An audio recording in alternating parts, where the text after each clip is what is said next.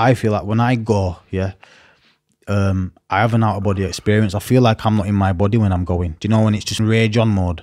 I feel like I just leave my body and it's just something just comes in and I'm just, you just go in, do you know what I mean? Until you just can't go no more, until the proper get you.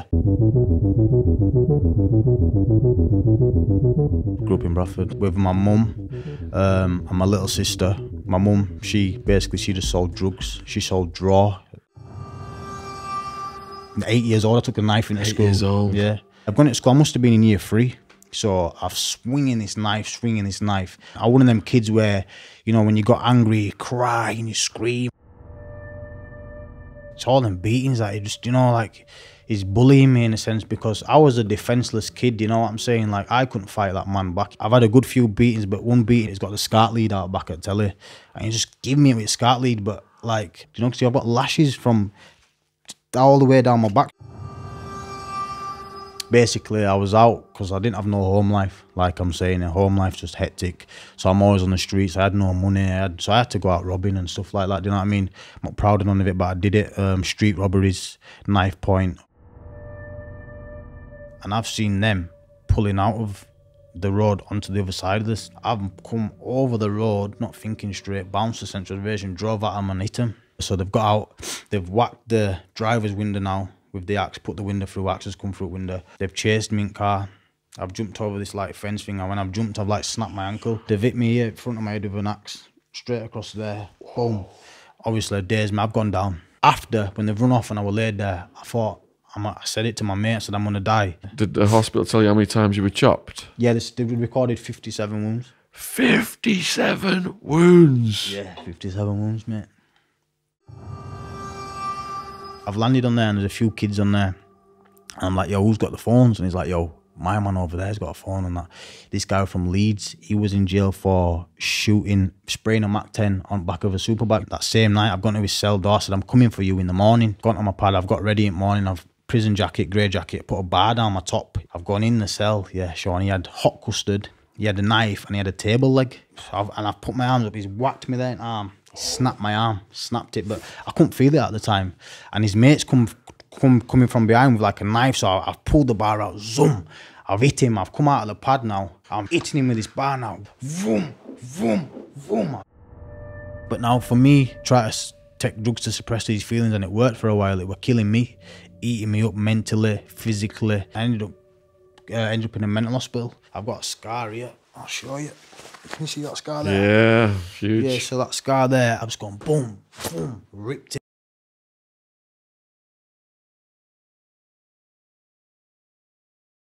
All right, we've got an epic story today. Jar has been through some major ups and downs, and he's such a powerful storyteller.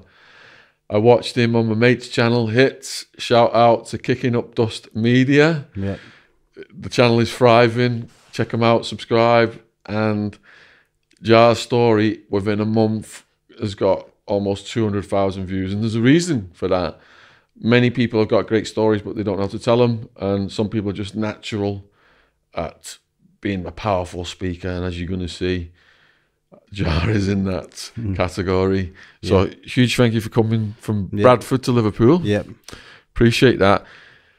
You said that you got a particular wound on your arm. Was it a chainsaw or something? No, so this wound, it was a still saw. A still saw. Right, yes. So basically, my mates phoned me up. I've got to move. Basically, you know, he said there's going to be some work in a boot.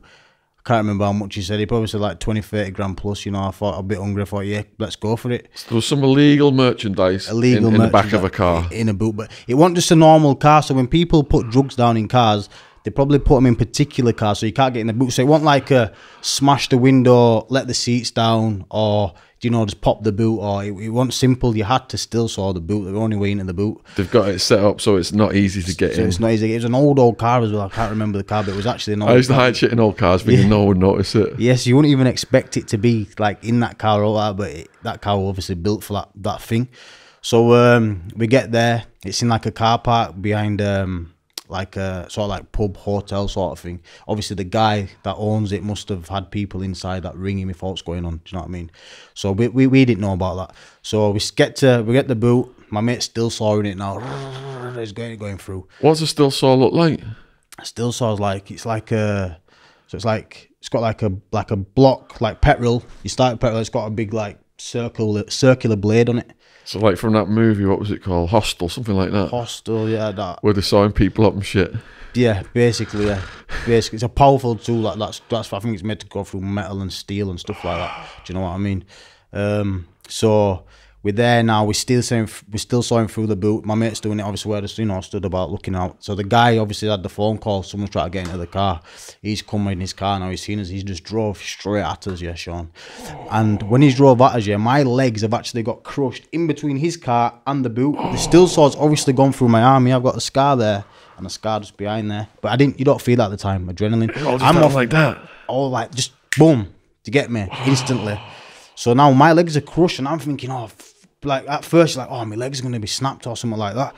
But he's like, obviously, he's reversed back to come at us again, and my legs have just landed. And I thought, wow. Do you know what I mean? Like, wow. Got into the car that we was in. I've jumped in it. I've tried like reversing back at him and all that stuff there. My mates have got in the car. And just got off. Do you know what I mean? And then he's realised my arm's bleeding. I was like, what's big gashes in my arm? 2 big gashes. Like, but he was scared to tell me, my mate. He's like, we're thinking I'm gonna start anymore. So he's gone, nah, bro. I put the fucking still saw went straight through your arm. So yeah, my mind is just blown from this story alone. But I've got some more questions about it. Then, yeah. Did you find out how he knew and got there so fast? What we assumed is there were people. Like I said, it was in like a hotel pub sort of thing. Don't like so it was like a building where people are upstairs, and I think they've just given him the call. That's the only. So he was in the building. No, he went in his people that he obviously had in the building, living there or staying there, obviously watching stuff. Then they must have given him the call, unless he were just driving past by chance. But I doubt that. Do you know what I mean? When that saw revs up, is it really loud? It's loud, yeah. So that would have people would have been noticing. Yeah, people would have known, and it was broad daylight as well. All right, so just go through this a little bit more slower then. So you're leaning over, waiting for it to open. Yeah, he's still sawing through the boot, just driving. And when did you first notice him driving straight at you? He's just come round the bend. We've looked. I think my mate said he's there. Do you know what I mean? Your mate said he's there. Yeah, he's like. And then you turn your head and just see a car coming right at you. It's coming right at me, mate. And is there anything you can do within that split second? Try to jump. You tried to jump. Yeah, and I think that's why my legs didn't get crushed so bad. Do you know what I mean? But I was like, my legs were like that, like when the car was like that, literally like that. So it hit you like that? Yeah, like the car just hit us and just crushed us. You were in sideways position. I was like. Yeah, like kind of like sideways, like crushed. Wow, so the bumper. Yeah, but they must it must not have full on crushed my legs. You know what I mean? Yeah. Like it must have been something that sort of like give it. It's quite a defensive. Way to be, isn't it? Legs, like that, isn't it? Yeah, because quite defensive. Get like jump. It's like my leg. I don't know how. That's what I mean when I landed back. You know, when the car's reversed back and my 2 legs have been all right. Yeah, like a shock to me. Yeah. You know what I mean? It was like a shock. I was like, fuck, you know what I mean? Like, fuck, you know what I mean? So you still had the ability to move your legs? Yeah, perfect. And he's backing up to come back at you? Come back at, then I've got into my car. And so you just run out of the way in time? Yeah, and reversed at him. And you've reversed at him? Yeah, try to go back at him, yeah. Yeah, yeah. And then did you just get the hell out of there, or was there a bit of No, we tried to like, get the boys in. And we got away, yeah, through lanes. And was there an ongoing beef because of that incident? Nah, no ongoing beef. Did he know who you were? Nah, they didn't really know. We had ballies and stuff like that. Yeah. Probably knows now. Right. But it was years ago, you know what I mean? It's just like figs, you know. That is just a snippet of what's coming, believe me. Yeah. It gets, there's more severe injuries than that, and it's going to get crazy. Yeah. All right, then. So we'll just go on the complete journey then. Right. So you grew up in Bradford. Yeah, grew up in Bradford. What was that like? So I grew up on called Pennington Terrace with my mum and my little sister. I had a brother, but he lived with his dad. I had another sister, but she was fostered. My mum, she just sold drugs. She sold draw, like hash, back in the days. How old are you when you first noticed your mum was selling drugs? I was probably around maybe 5-6 years old, that young. And what did it register, or was you just too young to understand why? Well, I'll tell you a funny story. My mum actually reminded me of, she's watched back on these podcasts and I've been speaking and stuff. She said, once the social worker come to the door and I've gone to the letterbox and said, there's no drawer today. They're like, there's no drawer, and about the drawer. My mum's like, oh no, he's got a new set of drawers. So I must have half knew what were going on, but when you're a kid, it didn't really. Yeah. I probably went on the street saying my mum's a drug dealer. I probably didn't know like that at that age, you know what I mean? So how did your parents meet? My mum and dad, I don't know. I don't really know my real dad, so I don't know how they met. But I remember my dad used to be a pimp back in the days, and my mum obviously did whatever she had to do to feed us. You know what I mean? So I don't know. I don't know particularly how they met, but could be somewhat along them lines. You know what I mean? So have you got Jamaican and Asian heritage? So I'm half Jamaican because my dad's full Jamaican. My mum is half white, half Asian. But to look at my mum, she looks full white. You'd never think she's Asian at all. But yeah, her dad's full Pakistani and her mum's full white. My mum's mum died when she was really young. I think my mum may have been 2 years old. My mum grew up in care. Grew up through all that care stuff, and she hadn't really, she got a Borstal dots and stuff. She's a tough woman. Sounds like she should come on the podcast. Yeah, definitely. Yeah, definitely. As long as she's medicated. What were you like in school? School for me, so my home life, my mum was obviously with my stepdad, so I used to take a lot of hidings at home from my stepdad. So when I was at school, it caused me to lash out and stuff like that, and I was really bad at school. I got kicked out of my first primary school. That was on Canterbury Estate. I can't remember what it's called. But then I went to a second primary school called Cockthorne Primary School. And in there, I was getting bullied a little bit. There was a lot of kids in there. Like, there was Asian kids, but I know I look a bit Asian, but they didn't see it like that. Do you know what I mean? So they used to bully me anyway. And I went to see my big brother at his dad's, and he gave me a penknife. But do you remember penknives when they were like, you got like nail clippers, a little knife, a corkscrew? Yeah. So he's given me that, and I've gone into school, and the guys that used to bully me and that, I've just gone for him. And funny story, this kid, I actually know him to this day, and he gave me a lift not long ago. But anyway, I've gone to school. I must have been in year 3. So I'm swinging this knife. I can't remember if I hit him, I'd be like, it can't have been that serious, because I remember him chucking the knife in the bin, and I got expelled. And then I ended up in a PRU school. That's like a pupil referral unit, and where like naughty kids go. In there, we're just fighting all the time, getting twisted up, like they restrain you. And I'm one of them kids where, when you got angry, you cry and you scream and you're like, fuck it, it takes you about half an hour to calm down. You can't even breathe. You're just that angry, just raging, probably because of what was going on at home and stuff like that. But yeah, that was my younger school days. So your demons started from what was going on at home? Definitely, yeah. And you were getting in trouble at school because of the way you was behaving? Definitely. The way I was being treated at home, I reckon that made a big impact. And what I was seeing, my mum was always drunk. She used to drink something called QC. And it used to fuck her up, man. And she'd be screaming and it was just like, everything was just fucking hectic. Like, just a hostile environment, do you know what I mean? So as a kid then, were you walking on eggshells a bit? Walking eggshells, just thinking, I'm going to get a beating for if I don't eat my tea. Getting an hiding. But when I say beatings, they're not normal beatings like a little slap. Like, I got fucked up, do you know what I mean? Various occasions, like even on holiday I got fucked up. Like, I just wherever he went, they just. And then even in school, then you said that the Asian kids were picking on you. Yeah. So you had there's nowhere you could go really, was there? Where it was stress free for you? Nah, not at a young age. No, everywhere I went, even out playing out, like. When I grew up a little bit around West Bowling, but back in the days in West Bowling, there were a lot of yardies, and the older kids, the Jamaican, there's some of my friends now, most of them, but they used to fuck us up as well. Not in a bad way, but it's like, we get beats because we're young and we're cheeky, they're a lot bigger, and so everywhere we're just like, everywhere, you don't know escaping it, do you know what I mean? Just beats, punches, and then it's like, fucking do you know what I mean? So on people like authority-wise, teachers and stuff like that, I just hit them with dinner trays and that, because you half got away with it as well. Do you know what I mean? Like, they don't really eat you back, the other teachers. You know what I mean? So yeah, I think that's probably why. So being from Widnes then myself, I first heard of Bradford through the rugby league. Right. Were you ever into any sports?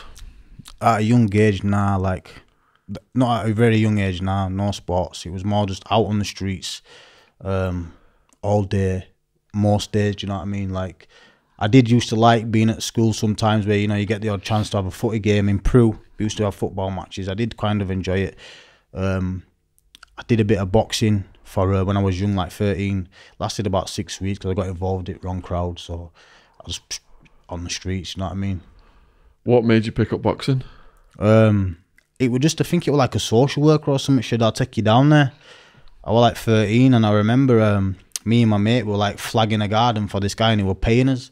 And obviously we'd either go boxing or earn that wage. You know what I mean? Of course, I didn't have no. I thought I'd just earn this little bit of money and be on the streets with lads. So I didn't. Boxing only lasted like 6 weeks for me. So it may have been to defend yourself, but were you getting in a lot of fights because of everything that was going on? Yeah, I'll get at a young age, like as a young kid, a lot of fights. Yeah, scrapping, and I wouldn't say I wasn't the hardest kid as a young kid, but our game, I was being game, and I was never shy to use a weapon. That was like my main thing. Like I would pick something up and fucking hit you straight in your face. How young were you when you started using weapons? Well, like I said, I was in year 3, wasn't I? 8 years old, I took a knife into school. 8 years old. Yeah. That's the first time that I've actually... So you went from being bullied then to having a reputation? Well, yeah, kind of. Someone not to mess with. But I still, because as I got older, Sean, I started hanging around with...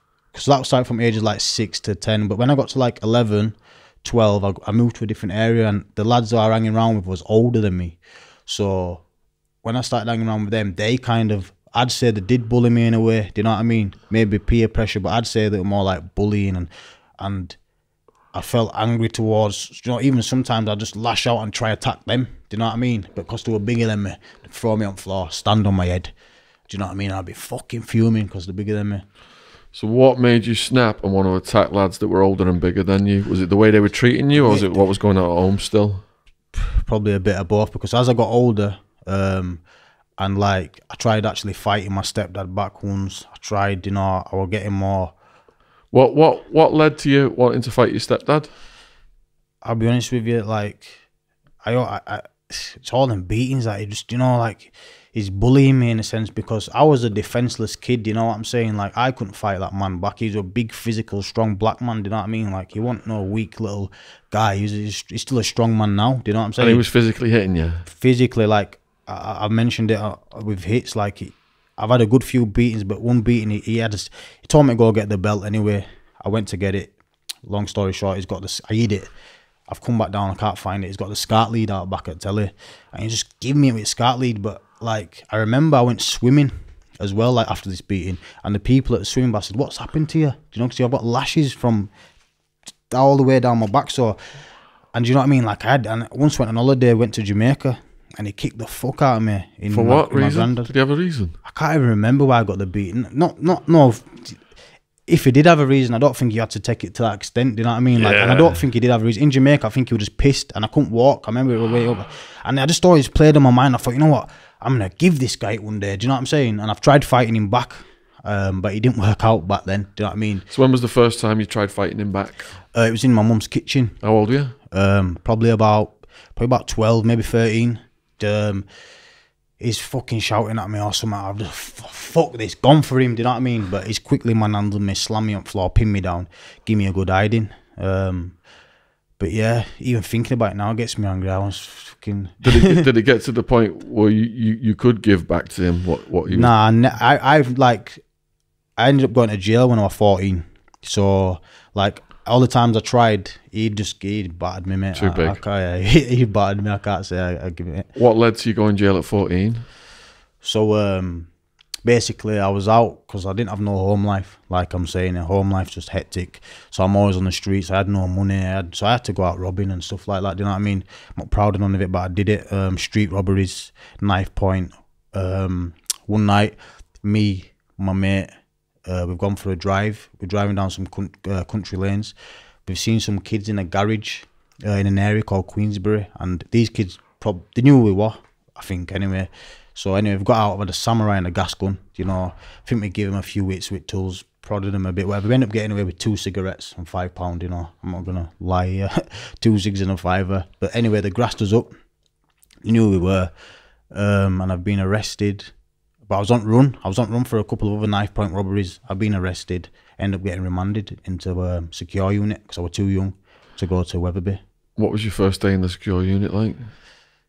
I remember, well, you arrive there, you've got two old guys cuffed you. You don't go in like a G4 bus route, you go in like a taxi.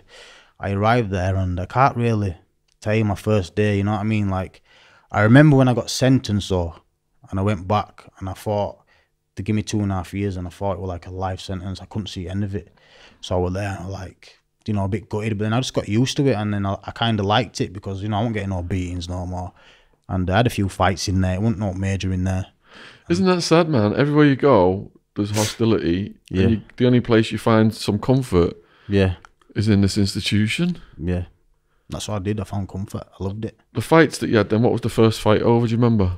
I think it was with a kid called, he's actually my friend now, we call Magic. Something to do with, I think we were getting a cup of tea or something in the kitchen in security, and I think we ended up throwing cups at each other's head and just getting into a scrap, you know what I mean? I had a scrap in dinner hall.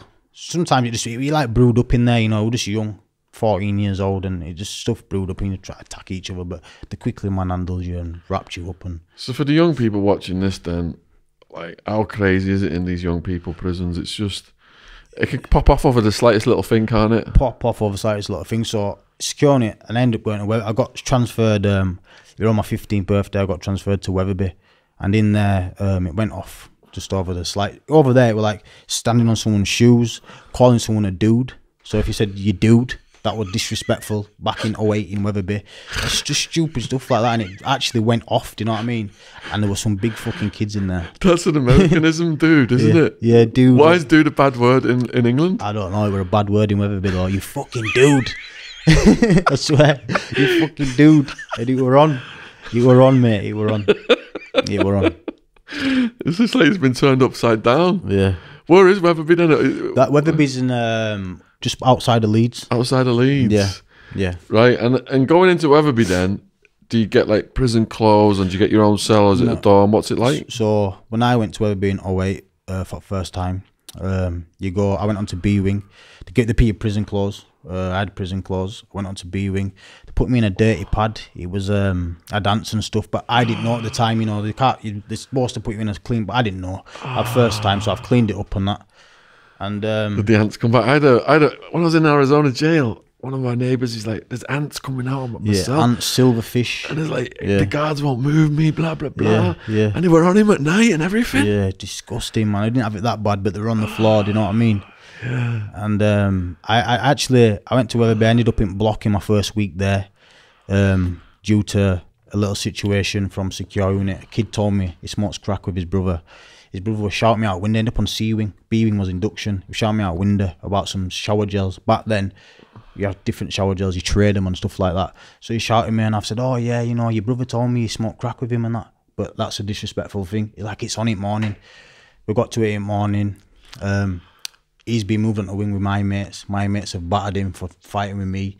We ended up going to it in classrooms. It battered them with chairs and stuff like that. We ended up in segregation. And that was like my first like stint in Wetherby. In segregation then, like, some people, they want to be around other people all the time. It's stressful for them, but other people find it quiet, relaxing. How did you find it? Do you know, the first time then it was all right. I had two mates next to me. We played games and stuff like that. But funnily saying that, I have actually gone down segregation in my older years in prison, in Armley and stuff, and I've actually enjoyed it.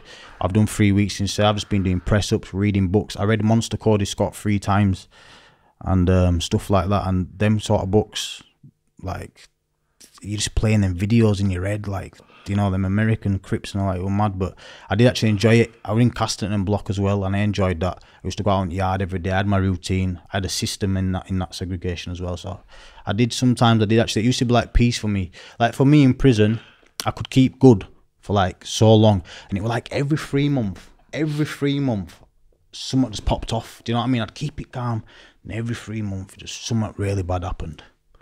So how long were you in this Wetherby for?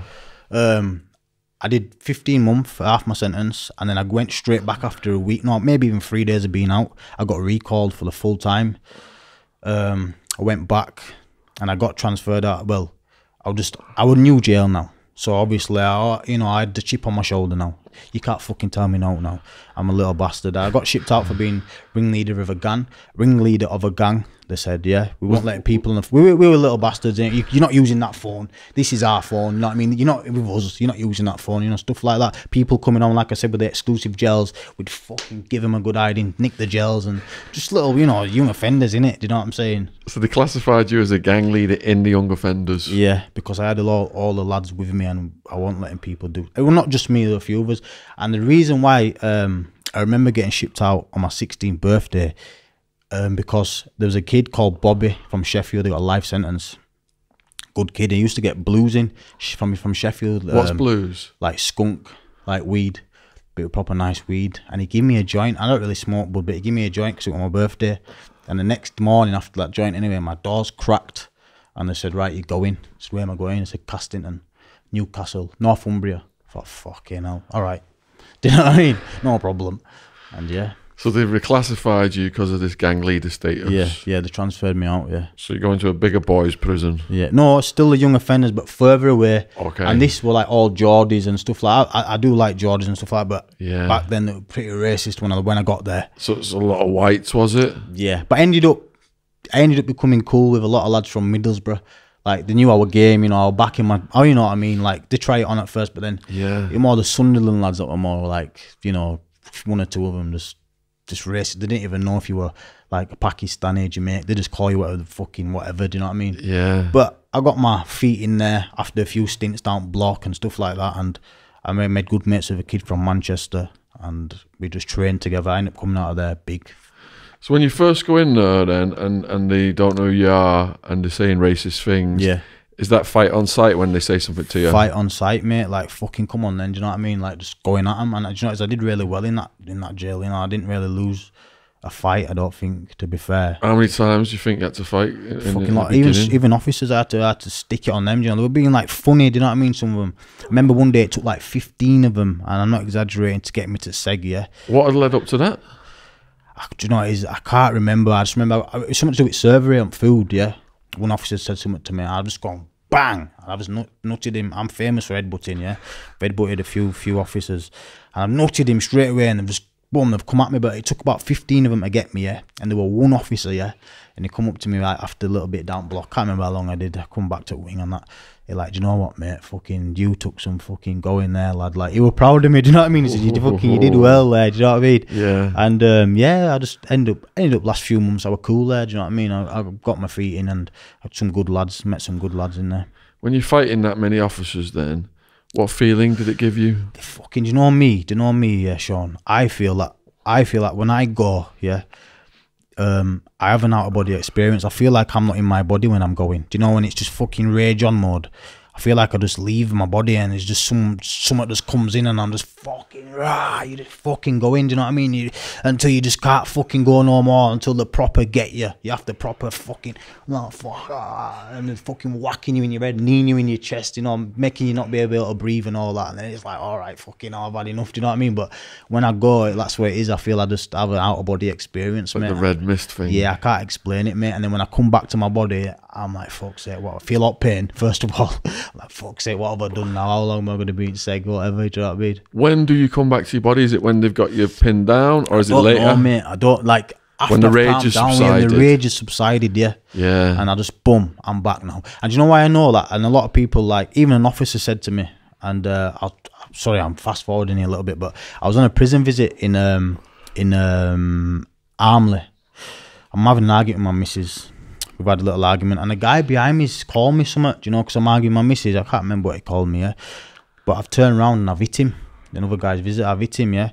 And the screws have come at me, obviously, to wrap me up, yeah. And I swear down, Sean, I'm throwing him. And there was an officer, and I forgot his name, but it's like, I class him as a mate of mine. You know, you can be all right with some officers, you know, like a mate of mine. And after he's come up to me, and he said to me, "Bro, you were just gone, mate. You were just gone." But he's not the only officer to say that to me. I've had it from Mr. Knowles as well. Like, "Tomo, you weren't there, mate." Do you know what I'm saying? Like, you look in your eyes, and you're not fucking there. And then, you know, I don't know. It's hard. You have to be that type of person to understand what I'm saying. In that situation, then, when they had you pinned down after you did the headbutt, yeah. How are you feeling when you're actually pinned down? I just fucking raging, right? You just want to kill them, don't you? You're down there, Sean, you're down there on the floor, and you know they've got you, and they're fucking kneeing you, and they're fucking giving you, oh, you little bastard, and that, you cunt. You know what some schools are like, and they're pushing your head, thinking, I'll fucking kill you when I get up, mate. Do you know what I mean? Fucking let me up, and I'll fucking go, let's go again, do you know what I mean?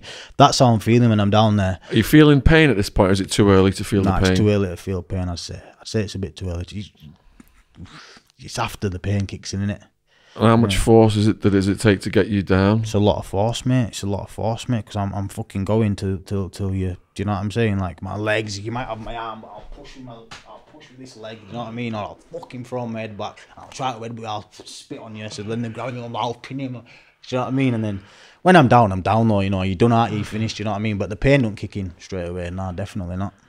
So in this country, did they put like spit hoods on your head and things like that? Nah, I never had no one put on my head like that. I've just had my. Do you know what I mean? Like, stop fucking spitting, and they'll push pressure on you. So, you know, you do probably feel, you probably do feel a bit of pain because, you know what I mean? Like, oh, fuck, I'm not going to spit again because fucking ram in my face. And, do you know what I mean? You have to just give and take in it. You know what I mean? Once they get you up then, is there opportunity for you to start attacking them back, or have they got you? Yeah, nah, sometimes, because obviously they keep you down for a while, don't they? Like, are you calm now? Are you going to walk? Do you pretend to be calm? Yeah. I've done a few times and gone again, but then sometimes, you know, they bring in the biggest of screws and you think, you know what, fuck it, I've had my go. Do you know what I mean? I can't go in again. Do you know what I mean? So on the time we're talking about, then, when they're escorting you, are you still trying to fight them, or you just... Your hands are up here now. So when they brought you up and you've let them, you know, I'm calm, but I'm calm, boss. You know what I mean? I'm calm. Your arms are up there, your head's... They grab your head down like that. Keep your head down. So, do you know what I mean? You probably could half go again, but you're walking over concrete and that now, so... Yeah. I mean, I know there's a lot of game prisoners that probably would keep going, but I think I've given my best, you know what I mean? So then when they put you in the cell after that incident, yeah, are you raging in the cell still, or are you calming down? Nah, I'm calming down now, thinking, fuck's sake, man, I'm going down block. I'm like, fucking 2 weeks down here, maybe a month, fuck's sake. Do you know what I mean? Bastard. Do you know what I mean? Yeah. Reality hits now, fuck's sake. And then the pain hits. Pain hits, yeah, your wrists especially, you know, little bits and bats that you might grazes and stuff like that, but it's more when they bend that fucking wrist back up there. Oh. That's what fucking always had me, like just fucking stiff. But So the first night after they've done that to you then, is the pain keeping you awake? Is it that bad? Nah. Probably might be a few little tingles, you know, pins and needles and shit like that. But nah, I wouldn't say I've ever been kept up from any officer pain, nah. So you shake it off in the next couple of days? Yeah, shake it off. And are you doing your workouts in that cell? Doing my workouts, yeah. I've done a lot of workouts. Used to do my own press up, stuff like that. Squat jumps, tuck jumps, and just try to stay busy, get on yard. In Casterton when I was there, it was 2009 I got transferred there, and they had a multi-gym on yard, so you could do a bit of chest, but I always did a lot of pull-ups. I thought pull-ups, I love pull-ups. Keep my back strong, do you know what I mean? Yeah. They make your back grow. I used to keep big in it, because when you go down block you lose size, do you know what I mean? So I always used to try and just maintain, and it used to make me feel good as well, do you know what I mean? Definitely. Yeah, it used to make me feel good. And it's camaraderie when you're working out with a few of the fellas as well, isn't it? It's a good feeling. Yeah, definitely. And all right, so that incident happened then. Which prison were we at? One after Wetherby, was it? I went to Casterton, but then I got out from Casterton. Yeah. And then I went back to Wetherby. Back to Wetherby? Yeah, and I had a little incident on this one. Okay, what happens there? It was pretty good incident as well. Nah. So what's happened is I've got out of Casterton. Long story short, we like long stories long. Long story. How old are you at this point? So I've got out of Casterton now just before my. So I got out of Casterton. I must have been just before my 16th. So got transferred to Casterton. I think it was just before my 16th. Yeah. Yeah. So I've come out. I've started working for some guys, selling drugs. Working for them. I was just a kid, you know. I had no money. On the streets or inside? On the streets. Yeah. So ended up robbing them. We ended up getting in trouble with them. But at this time, at this young age, I was pretty scared of them, intimidated by them. But I later on learned they're pussies. You know what I mean? But at that time, a young kid, I was scared, intimidated, and I robbed them, and they were going to my house and stuff like that. So I had a little charge, and I could get sent back to jail on it. Like, you know, like a little, I can't remember. It was some bullshit. I only could do I went back to her before a month, yeah. But I went on I was in court like, yeah, fuck you, I'm not sticking to your orders, send me back, you know what I mean? Because I was pretty, you know, intimidated by these guys at that time. So I go back to Wetherby, and my mate, Frank. He had a little bit of beef going on in there. He got whacked up with like from your metal bars under your bed, but under your bed's metal, and somehow one of the kids have got a bar from it. They've barred him up. So when I've come back in, he wasn't even like my close boy like that. But back then it was like, oh, Bradford helped Bradford, and you know what I mean. What was the beef that got him barred up? I don't know exactly why he got barred up, but all I know is, yo, Jar, your boy's been barred up and this and that from, you know what I mean? So I'm like, yeah, fuck this. So one of the kids, I seen him in gym, got on top of him, bam, bam, bam, give him it, yeah, battered him, yeah. And I was like, I just come out of casting him, so pretty big, so a fucking pretty big kid now. So I've given him it anyway. Then there was an incident on the yard. I was arrested for it, so I can speak about it. So what happened is, there was on the yard, so you go on the yard, I was on D wing, and there's E and F wing, and there's like a gate in the middle, and this kid's come to that gate, and basically someone's approached that gate, you know, someone said that kid's there, and that kid's ended up with 40 stitches in his face. So someone's, that gap sync gate, someone's gone boom down his face, and it's ended up going down his face and up his lip, and ended up with 40 stitches. I was arrested for it. I got sent to Leeds police station. I got interviewed, and when I got out of custody, it got NFA'd, no further action. Do you know what I mean? But yeah, that's what was going on then. And then I got out because, like I said, I only had like a month and a little bit to do something along them lines. And but whilst I was in, because I got sent to segregation for that incident as well. Whilst I was in, I'm getting scans of my baby girl, so my daughter was going to be born. And I got out off that sentence, and I believe I stayed out then for like a year plus.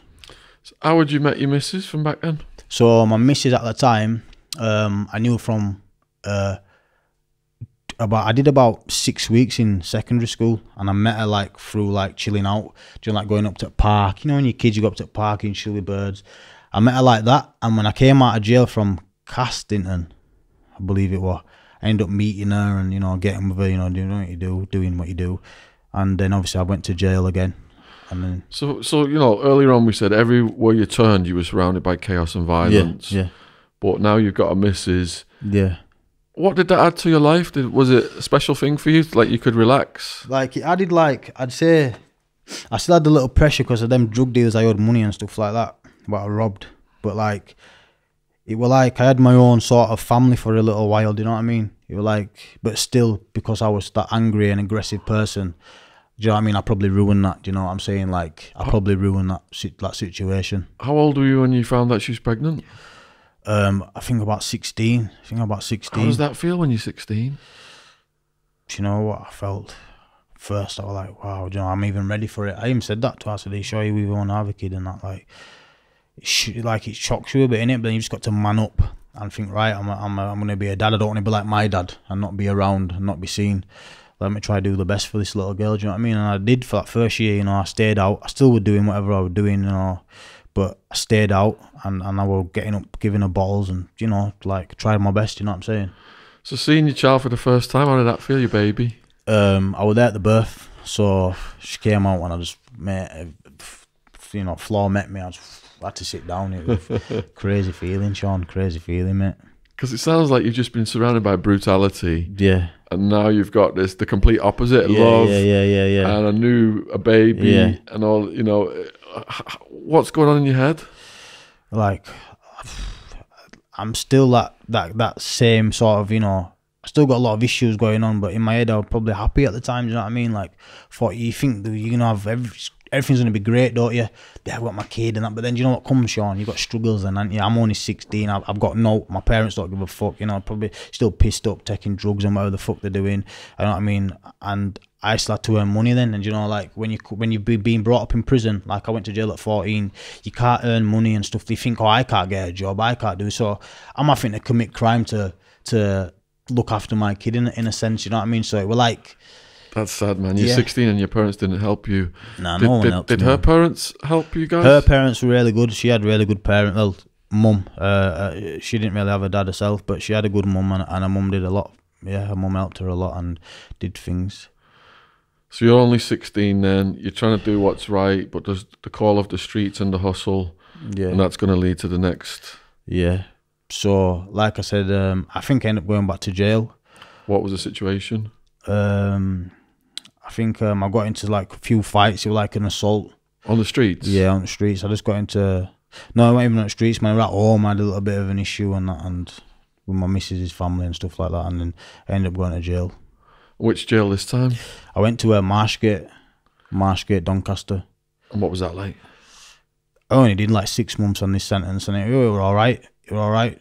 Plenty of weed and stuff on wing. It were different to where I've been and stuff like that. They were more like obviously older lads and stuff like that, and we're just chilling. It was an easy sentence, and then not much happened on that sentence, to be fair. And are you finding it like you're more established now in the system? Yeah, I'm established in the system. Everybody knows me here, definitely. Yeah. No, I'm not. Like this is the younger jail, still like 18. This were like you had to be 18 to go. So this isn't like adult prison yet. Do you know what I mean? But when I got to adult prison, yeah. Did you reconcile with your missus during that prison time? Nah. I think I came out of that sentence, maybe got back with her for a little bit, but it didn't work out. I got with someone else. Then when I got with this girl, that's when like stuff just changed, man, in my life. But in what way? Just went more violent and more like like out on the streets, just like. Because when I was taking drugs, I attracted women who were quite dangerous and drug taking. Yeah, drug taking. We reinforced each other's insane behaviour. Yeah, that's we were in that kind of exactly that, mate. How did you meet her then? Through that community, was it? So basically, I've been out grafting. I used to do like grafts and stuff, ram raids, robberies, and all that stuff. And I met her. I went to a pub. I've been grafting all night. Went to a pub, met her, and I've started using cocaine when I met her. I never really used it. When I met her though, I started using it. And that were it, mate. We just got together from there, and then obviously because of what I've been doing in the streets and stuff like that, like a lot of stuff, I never knew that people were starting to get a little bit scared of me. Like them guys, them kids the drug dealers that I worked for, ended up battering him and I knocked him out and stuff like that. So I started getting a little bit of a rep, and I never knew that people are fearing me a little bit. Do you know what I mean? Like people, she made me aware of that. She was like, listen, these are scared of you, And I was like, it'd be like, yeah, do you know what I mean? Like, do you know what I mean? I started to realise a lot of things when I was with her, and like, it just went hectic, mate. Like, robberies, violence, everything. Did you think you could monetize that reputation then? Yeah, like build on it. Yeah. Yeah. And that's exactly what I did. Let's just talk about the drugs then, because people who've been through trauma as young people, and they're not given the tools to deal with it, when they first take drugs, for the first time, sometimes they feel all their stress and anxiety go away. Yeah. Imagine the first drug you did was weed. Yeah, first drug. But I stopped. I smoked weed not a long time. I smoked it like when I was like 12, 13. How did it make you feel first time? Probably just monged, man. It's just. But did it take your anxiety away? Were you chilled out? I can't remember because I was so young when I actually tried it. I remember I used to get really paranoid off it. Really paranoid. I remember I used to think people were like chasing me and stuff like that. And then I went to prison, and I believe that's what saved me, because when I came out, when I was 14, I went to prison. I came out, I never smoked weed again. So the weed, it wasn't doing it, working for you. No, it's not for me. When and the next drug you tried was the cocaine. Cocaine, yeah. And how did that make you feel the first time? Fucking, I felt good, mate. I felt like I was with girls partying, sniffing, and you could like do stuff like you just fucking good drug in it. Did you feel almost superhuman? Superhuman, and you could just with birds all night, and you just go all night. Do you know what I mean? just for the young people watching this, that's how it starts out. Yeah. It's not how it ends. That's not how it ends. I ended up going into a mental hospital. That's how it ended up. At 16? No. When I got a bit older, that's where the cocaine took me. But all right, so you're 16 still. You got a new bird. Yeah, you guys are. I'm probably a bit older now. I'm probably about 18 now, because I've been to Marshgate and all that. So yeah, I'm about 18. You guys are partners in crime, are you and your missus? Kind of, we kind of was. So what moves were you pulling to try and make money at that point when you're flexing this reputation? I was doing a lot of robberies. I did some burglaries. I'm not proud of, but I did them. Made some quite good money. Like I said, I just had to do what I had to do. I was doing robberies. I was robbing drug dealers. First time you robbed a drug dealer, where'd you get the intel from? The intel, the intel was actually that girl. The girl. I've done a lot of robberies, but they're probably not worth really talking about. You know what? No, but the first probably really good touch I got from her. Yeah. So tell me what she told you about that location. So basically, she told me, she said she'd obviously been partying with this guy at some point, you know. He were a drug dealer, so obviously cocaine and stuff. And I've been with her, and she's like, yeah, there were a big block, like, and I mentioned it, and I said box and block, but the way she told me that she didn't know that, so she told me there was a block of cocaine. Obviously, when we've got it, we've realised it's just about under a box, you know what I mean? But anyway, she said obviously there's a block of cocaine. She knew where he lived, showed me. I went to the address, me and my mate. We've walked. What's the plan? The plan is just to fucking go in, aggravated, fucking give him it. Whoever's in there, take it. That were our intentions on the way there. Do you know what I mean? With hoods on, weapons. Ballys on. Probably had a couple of machetes or hammers, or I can't remember what we had in it. There were no proper tools.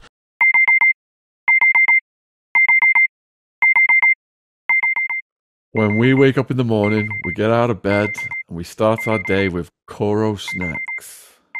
Koro is a healthy snacks brand focusing on bringing additive-free, natural ingredients to their customers with fair prices in bulk packaging. They have everything from nut butters to free from baking ingredients to cooking essentials and, of course, the snacks. Oh, these Syrian pumpkin seeds from Koro are amazing. I have them on my cheese on toast every morning. You've been getting into them, Jen? Yes, and all the health benefits it brings. Lashings of them. Right. Pop this in the oven then. So what makes Koro special in comparison to others? Koro cares about sustainability. Their bulk packs save on packaging material compared to small single packs. For a 5% discount on Koro's products, use the code TRUECRIME with no space in between true and crime. The link to Koro's online shop is in the description box on YouTube. Thanks for supporting our sponsor. You kicking the door in or are you getting in? Well, we thought we'd taking the door off, we're going in, but lucky for us, we've gone round back and the door were open. So we've gone in. There were a little dog, I remember. It didn't faze me, you know, like, it didn't really bother me. My mate was like, dog. But anyway, gone past it, gone upstairs, gone to wardrobe, it were there. There was a few more bits of work as well and a little bit of money. We took it, and on the way out of the house, the guy came back. Obviously, he wasn't even home. No. It was just a dog. Yeah, just a dog. That was a easy one, wasn't it? Easy, mate. Until he comes home. Yeah, and he came home, he seen us ballied up, he run off. And but the way he found out it was us is that the car we used was on a Facebook sort of raffle sort of thing, and it just came back to me anyway, and he ended up ringing me up, and do you know what I mean? And what was the product? Cocaine. And was it properly the stuff that you thought it was going to be? Yeah, it was fire. Yeah. Banging. So how did you then distribute that? Did you just turn it over fast? Nah, I ended up like, do you know what, I'll be honest with you, like, because of like me, I was just I'm probably a little bit older than 18 now, probably about 20 or something when this happened or something like that. But like, I was still just a kid that, obviously I got the information, but the person that I was with, he was more clued up, do you know what I mean? Get rid of it. Yeah, I probably made a little wage, but I wasn't really bothered, do you know what I mean? It was just more of, yeah, give me a bit, I'm going to go party and give me a little bit of money. And I was one of them guys, I was like yes, I did stuff, yeah, Sean, out of like, I never did it for money, mate. Do you know what I'm saying? Like, I did it for the buzz and the thrill and the violence and what's gonna come. Yeah, you're gonna fucking do this. Well, I'm gonna fucking pull this out and I'm gonna use this on you. Do you know what I mean? Like, let's fucking go. Like, I wasn't bothered about money's never ever been the maybe it should have been, but it were never the. Do you know what I'm saying? Yeah. It was just more of the excitement for me and the thrill of just fucking. Oh, I love this shit. Do you know what I mean? It's almost like your character in a movie, isn't it? Kind of thing. Yeah. It feels good, man. Yeah. At the time, do you know what I mean? What happened on the next one? The next one, we done that one there. That was like we done a few different robberies, just like the more of like rips. Do you know what I mean? Like, is it same thing? Your missus is passing down information to you? No. That was just that one. That one caused a lot of trouble. Because are you thinking about this guy might be getting it from up top, and up top might come after you? No. We never really done that. Like, he were like probably one of in Bradford, probably one of the main sort of guys, you know what I mean, and who he worked with, probably one of the main guys. The other ones I did and robbed, they were more like rips, do you know, where like, all right, mate, yeah, give me 2 boxes of that, and don't worry, I'll sort it out, and then I'll just like, fuck you, you're not getting. You just your didn't money. pay him back. You're not getting your money, yeah, and then they'd be like, yeah, we're fucking coming to do this. I said, fucking come and fucking bring it. Do you know what I mean? Did they even bring it? Nah, just one, but obviously I got chopped 57 times now. So that first robbery there that I'm telling you about, they were the ones that brought it back. Yeah, they definitely brought it back. Oh, it was the first one that was the comeback. But they took years. They took like 4 years to actually do it back. But it wasn't forgotten. It wasn't forgotten, nah. What happened in the meantime? What was the other major stuff that happened? So there was a lot of like gang beefs that were going on. My brother got jumped in a nightclub, and What's the gangs like in that area then? Is it drug gangs? Is it gangs by area, postcodes? nah, it's Bradford in it, so it's not really that deep, yeah. You know, like we had our own team. Like there were me and one of my mates. Like he was like my right arm. Like and me and him, it was just me and him really. We had a few guys round us, but they weren't on it like us. Do you know what I'm saying? Like they weren't willing to do what we were willing to do, or willing what I was going to do. I was the worst one, definitely. Do you know what I mean? I was definitely the one that put in the proper work, like work. Do you know what I'm saying? My guy that were with me might have orchestrated and been the brains, but I definitely put in a lot of work, like violent, vicious, savage work. Do you know what I mean? Why did they get your brother?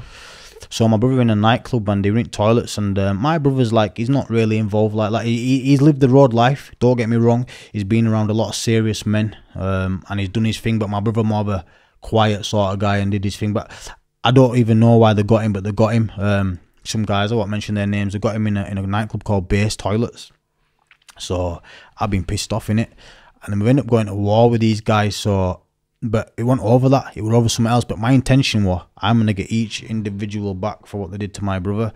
So one guy, you know, like he got run up on an estate, and he got savagely beaten, you know what I mean, with a wheel brace.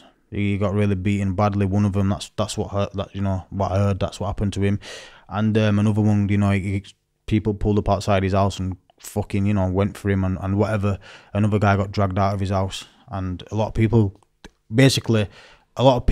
whoever did that to my brother, I think apart from one of them, all got it back. Do you know what I mean? Did that squash it? That kind of squashed that for a little bit, but then that carried on sort of, and then there was a shooting. I was arrested for it, you know. And like I just like to say, you know, when stuff's going on, other people come in and you don't know. But I was arrested for this. There was a wake, like a funeral sort of thing going on, and shots were fired at that funeral.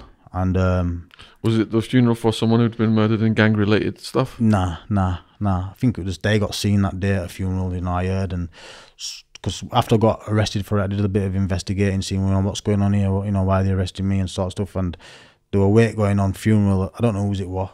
Shots were fired, and then after that situation, that beef kind of went dead. Do you know what I'm saying? What was your charge on that one? It was discharging a firearm in a public place or something like that, intent to danger lives. But someone actually got shot dead? No. Okay. No one got shot dead. No one got shot dead. But they said in interview to me, the officer said in interview, whoever aimed that firearm aimed at central body mass. He said, but he said, I don't want to go into too much detail. I can't really remember. Do you know what I mean? But I was arrested and I was NFA'd, but it's pending investigation and all that stuff. But yeah, we're not to do with me. But after that incident, that beef went kind of dead. That one, and then it was just the other one over that first initial box that was stolen, block of cocaine from the wardrobe. So you're 22 at that point, 4 years later. Yeah, I'm a little bit older now. I ended up going to prison, but obviously, so that first box now, so all that's happened, the wake and all that I told you about. Yeah. Then I ended up going to jail for a charge. It was like a home invasion sort of tie-up sort of stuff. Yeah. I never did it, rightly so. I was found not guilty on this charge. Whilst I was in prison. Did you have to go to trial for that? I went to trial, yeah. How does that feel? It was mental, you know, Sean. It was mental, mate. But I prepared myself, you know, and I always knew that, you know, I knew I was innocent, first of all, but I always knew I was going to, you know, Did your lawyer believe in you? My lawyer, he acted like he believed in me, but I don't think he did, because on the last day he came down and said expect 20 years today. No, between 13 and 20 today. So he didn't believe in me. Take us through the trial process then. So I was in Armley. This is my first time in Armley now. I was in Armley and a lot of stuff happened. I'll get into it on this remand. So I've landed in Armley. I've been on E-Wing. I was on E-Wing, and so my cousin, he was on F-Wing. He were getting the parcels and stuff. I didn't know much about this, you know, parcels. We're getting all spice and, you know, all that stuff you get and whatever. He was blessing me and making sure I'm good and everything that you need out, do you know what I mean?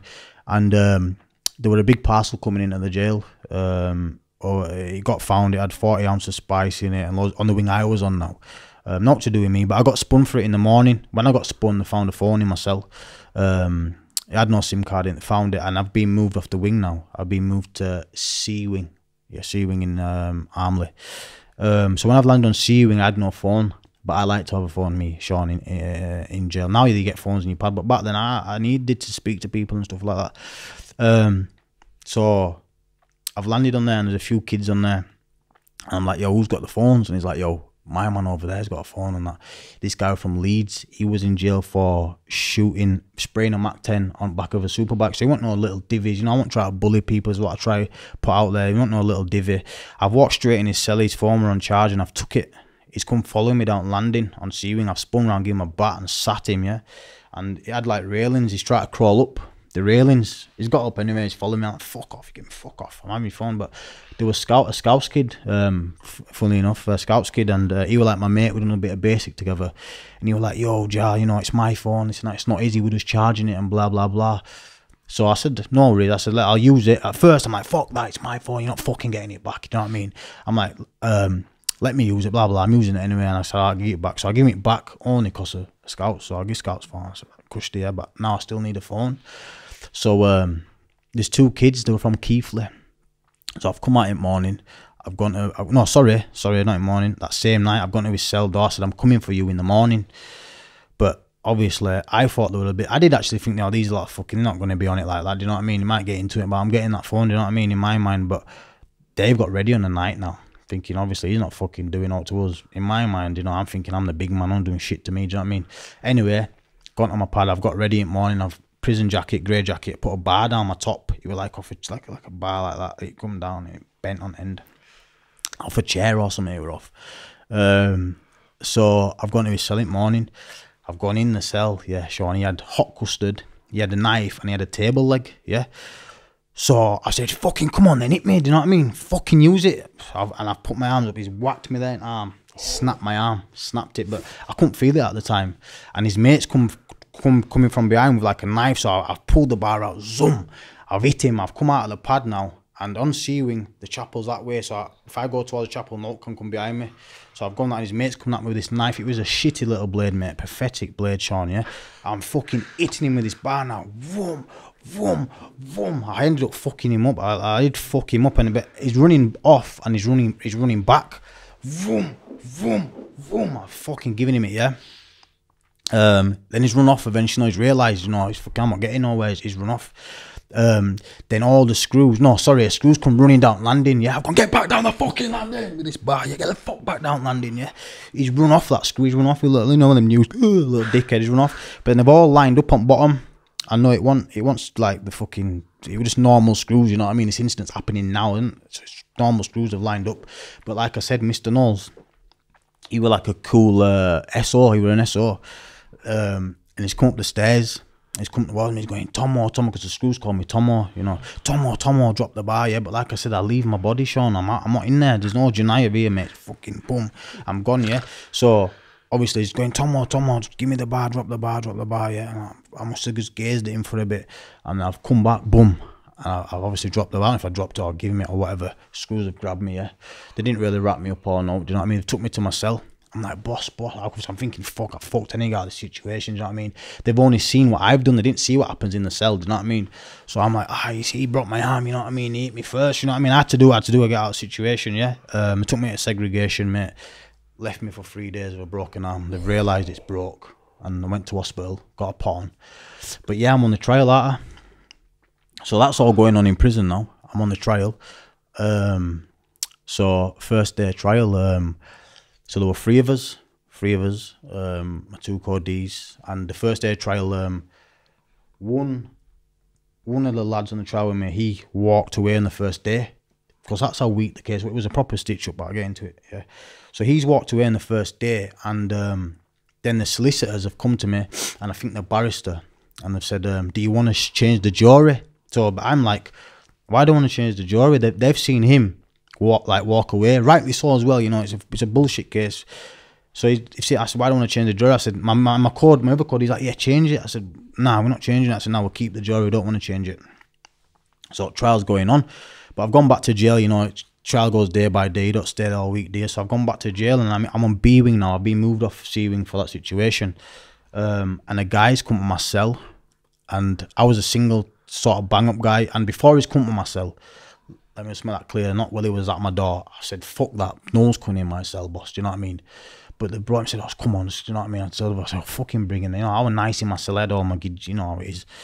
So he's come to my cell, I've let him in. But it was like a blessing in disguise, Sean, because what this kid actually did for me, yeah, is get my depths out, yeah. Because he was doing a 10-year sentence. He come from Loudon. I can't remember why he came back, but he came back. And anyway, he started highlighting, you know, like showing me, like, where's it wrong, like, da-da-da-da-da-da-da. So anyway, I'm going back to the trial, and I'm doing really well, you know, the prosecution, big question. Oh, let me just get in. 2 police officers stood against me, Sean, yeah. A guy that, when I remember I was a naughty little kid, he's a liaison officer. He's a liaison officer. And he's saying to the jury or the prosecution, whatever it is, he's known me for all these years when I was a little bastard. You know, they used to chase me around. I'm doing these street robberies back then. He's like chasing me around and stuff like that. And he's saying, I know that's Janai because he's I've known him so many years and I've spent this much time with him. But then my barrister's worked out, done the maths on how much time he's saying he spent with me. He said, so you spent more time with him than you did your wife and kids. Well, that's a lie, innit? Do you know what I mean? So he got found out to be a liar. Then the other officer that stood against me, yeah, and I've got some documentation I can actually show you about these things. He's like, I headbutted and kicked a police officer. I've been arrested.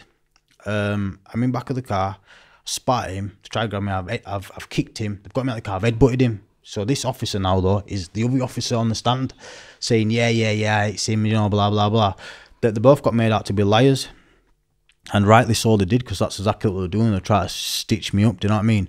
And anyway, so I'm on this trial still. And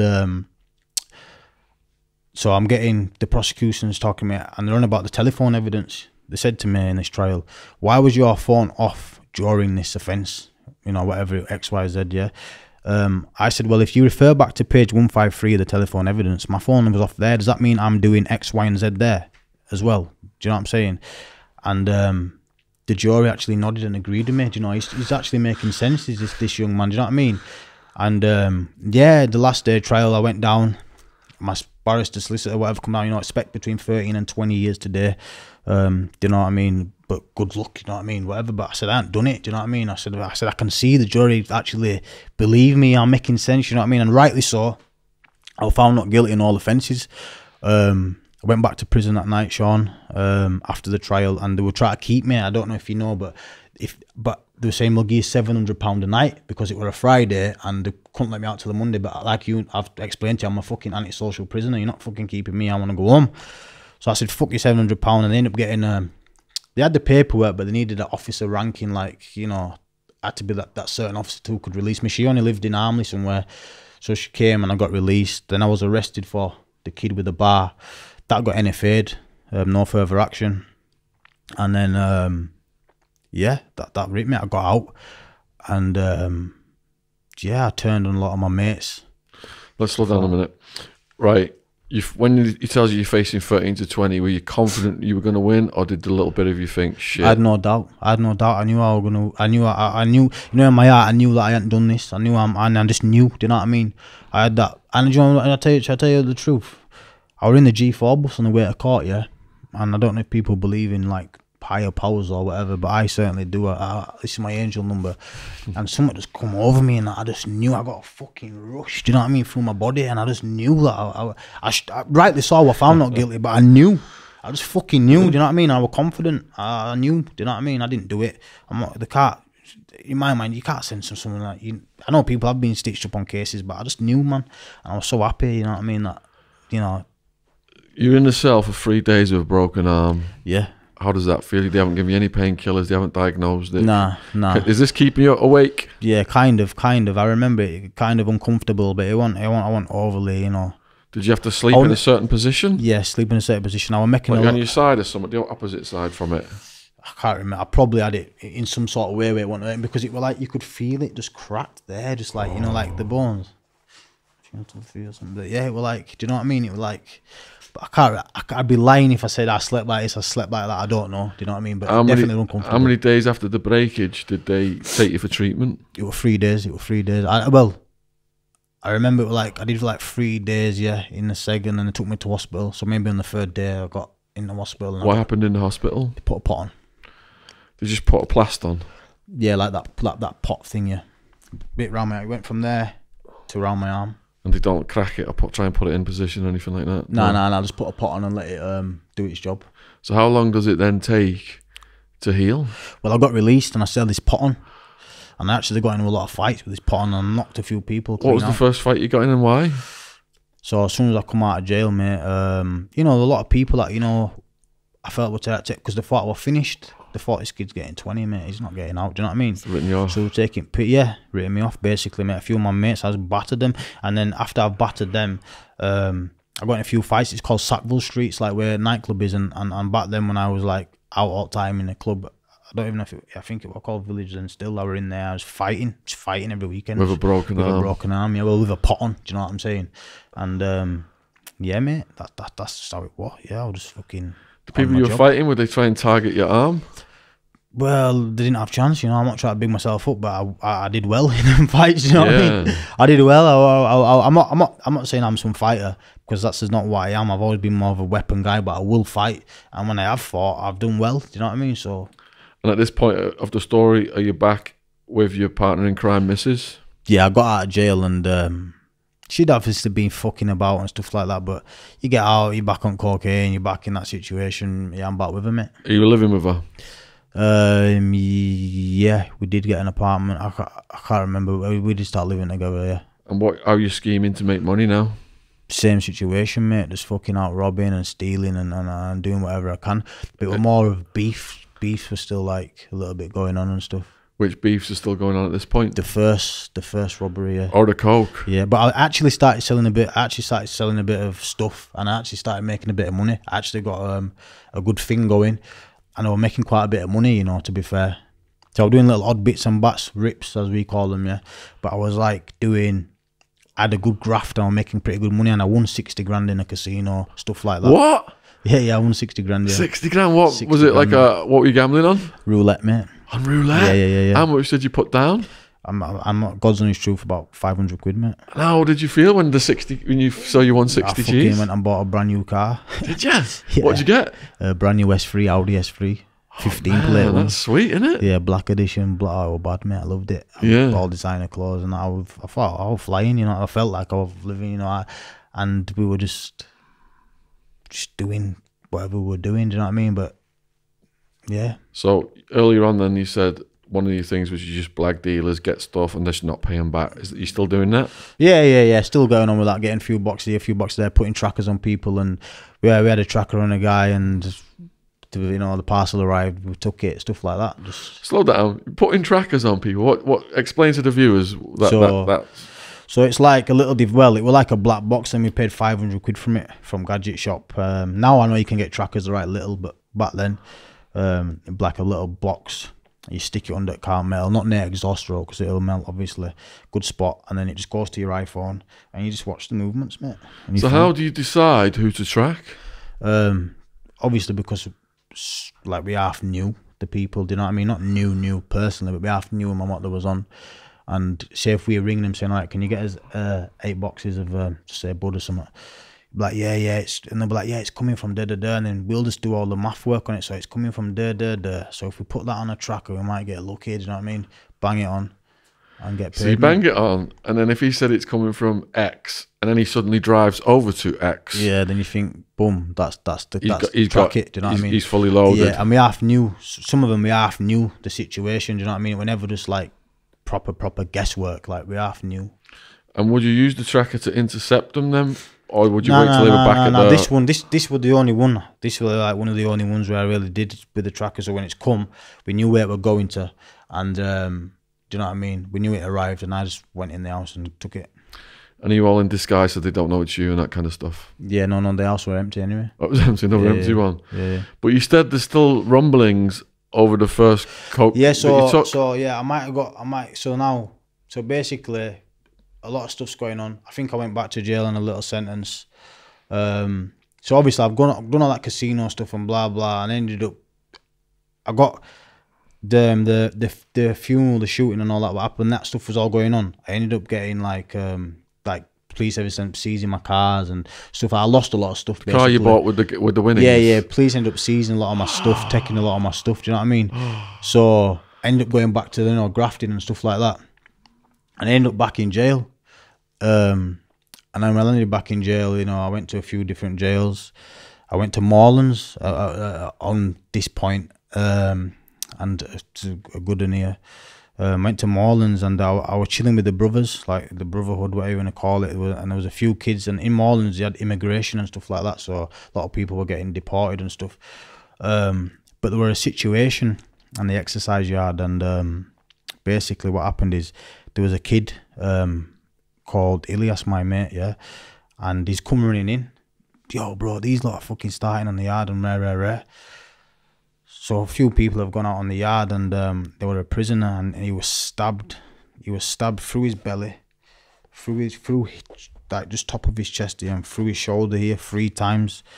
And I heard that they had to he died. They had to revive him 3 times, bring him back to like life. Not saying he died, but he like flatlined. That's what I heard, and I already got in trouble for it. I'm not saying I did it, but I got took to segregation in Morelands for it. So I'm down segregation in Morelands, and I'm fuming. I've been took down to segregation. There's been a situation down there with an officer. Hot waters have got like gone on her, and then I was transferred out of there to Armley. That situation with that prisoner, I don't know, no police ever got involved or all like that. I never done it anyway, but I was just transferred out of jail, My name always used to be, getting blamed for all kinds of stuff, because I was pretty active in Morelands. I had knocked a few people out there. And then I went to Armley, and obviously I've come out now off this sentence, and this beef that's going on, it's still going on, and but a lot of people have been locked up, like like my other mates and stuff like that, and then I was out on road on my own, and then end up getting chopped, like 57 times. Let's slow down then. So you're out and you hear something to make you believe the beef is heating up. Yeah, what's happened is so my mate, so whilst I'm in prison, my mate's spat on this guy's girlfriend in a takeaway, saying your boyfriend can't do shit, and it's ignited the beef. And then that firm's come, allegedly that firm, I don't know if it was them, I'm not saying it was them, allegedly, and sprayed an AK-47.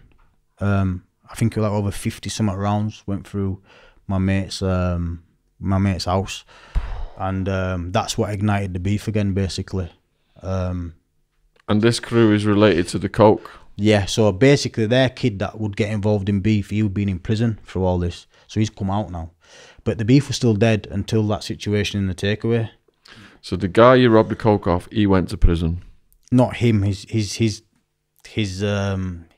guy that will put work in was in prison.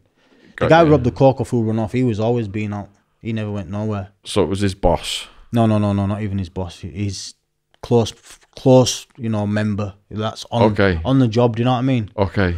Yeah. So, all right. So the beef's kicked off. Yeah. And then how does it end up on you? So that's happened in the takeaway. So the beef's kicked off. So now I've just come out, and straight away, it's back to it. But like, so it's going like tit for tat, like where things are going back at them, and then like they're getting I'm seeing them in certain places and chasing them, and they could never fight. They weren't really fighters, do you know what I mean? So like when we were seeing them, they were getting off and stuff like that. And there were one time, because you're on war mode. Yeah. Are you changing your where you're living and stuff? Yeah. We're about we're like hotels, different places, because obviously you have to move vigilant in it. Like we was actually moving, you're paranoid in it. You're paranoid. So we're never in the same place for too long. Like different places, definitely, yeah. Definitely vigilant. But I wasn't really bothered about them. They didn't really threaten me like that. I wasn't scared of these guys. I didn't give a fuck about them. I'll be honest with you. Like they didn't intimidate me or make me feel under pressure until a certain point. Do you know what I mean? Like, whilst we was on top, let's say we was on top. Do you know what I mean? Like one situation. Like I said, I used to sell a bit, and I had a kid. He were helping me out while the beef were going on because I couldn't do certain things.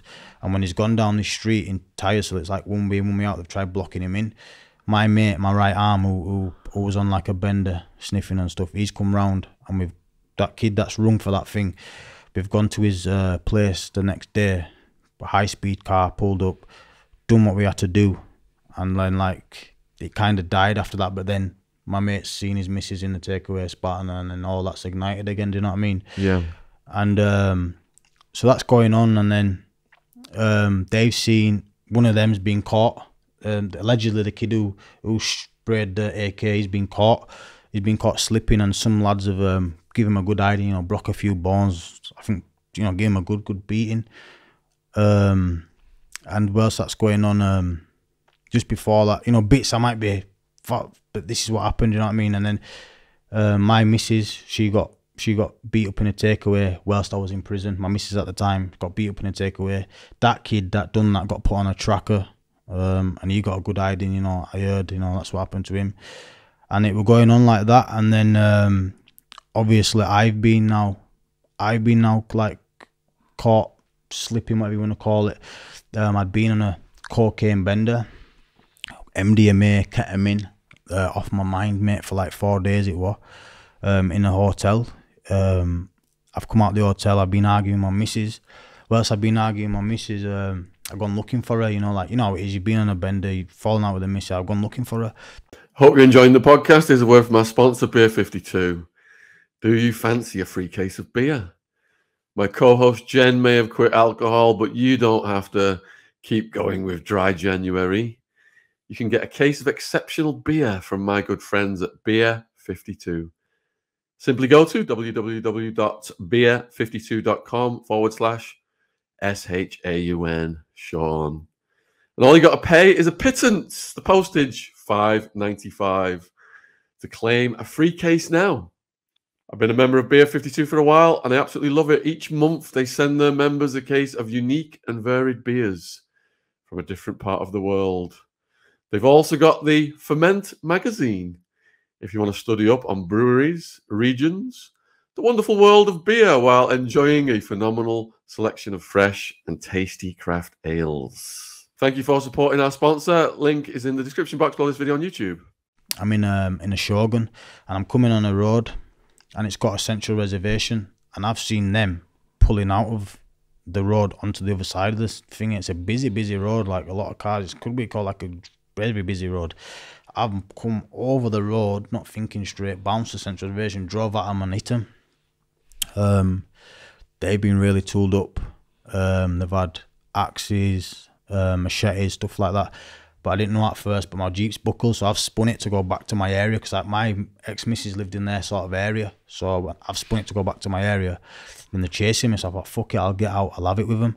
So we've stopped in the, and then when I've stopped, they've obviously come into the car with the tools, so I thought, fuck it, I'm not tooled up here. And I've dropped my phone when I've rammed them. So anyway, I'm driving thinking I'll get back to my area, I'll bump into someone that I know. I've got back to my area, didn't bump into no one, but I had something put down. Do you know? I had something put down, and I've got to where it was, but I didn't have time to get out of the car, grab it, because it was like kind of hidden well away, and then, you know, without them getting behind me basically. So drove a little bit more. I've come to a road called Great Autumn Road, and I thought, fuck it, do you know what I mean? I'll just ram them again. So I whacked it in reverse. Yeah, tried ramming them now. Yeah, well, I have rammed them, but the Jeep's only stalled. But I thought the Jeep's fucked. I've been up for days, I'm not thinking straight. And but whilst before this is going on, I've got hold of my phone, I've rung my brother or whatever, yeah. But anyway, I've rammed them now, and then I thought the Jeep's obviously broke, whatever, so they've got out, they've whacked the driver's window now with the axe, put the window through, axe has come through window, then boom, I've kicked the door on the other kid, he's fell over on the floor, so I've got out, I've tried having it with him, I thought, fuck it, I don't have a chance here, I'm slipping, so I've run off. When I've run off, I've run towards like a taxi rank, yeah, they've chased me in car, I've jumped over this like fence thing, and when I've jumped, I've like snapped my ankle, and then I kept going, but I couldn't run on. I thought, fuck it, I'll try in it. Tried, they've hit me here in front of my head with an axe, straight across there, boom. Obviously, days, I've gone down. It's chopping the shit out of me, mate. I've got scars here. They nearly chopped my leg off there. Jesus. Chopped all up this leg. I've got a big scar from there to there. And that. Like, they chopped the shit out of me all in the back of my head, all here. It's on that side, innit? They chopped all, they were chopping the shit out of me, mate. And Yeah, so I'm just looking up at the sky, thinking, "Fucking hell," do you know what I mean? Like, and then like it's like they were zoned out hitting me, but someone's obviously come shouting, and they've looked up. Do you know what I mean? Like they've been zoned giving me it, they've looked up, and then they've ended up running off. And then yeah, mate. Did you think it was over? Yeah. I thought for a split second. When I was getting the beating, I couldn't really think, but like after when they've run off and I was laid there, I thought I said it to my mate. I said I'm gonna die. And you're like, nah, you're not gonna die. You're not gonna die. And I got rushed to hospital. So let's just go back to the chopping. Is your adrenaline so high you can't even feel the pain? Yeah, nah. I was definitely feeling some sort of pain. You was feeling pain at that point, because that's a lot of damage, isn't it? Yeah, I was feeling pain, you know, Sean. I was feeling pain, mate. Definitely. Did the hospital tell you how many times you were chopped? Yeah, they recorded 57 wounds. 57 wounds. Yeah, 57 wounds, mate. 57 wounds, mate. I've never heard anything like this before in my life, man. Yeah, they did a job on me, definitely. Holy shit! They did a good job, yeah.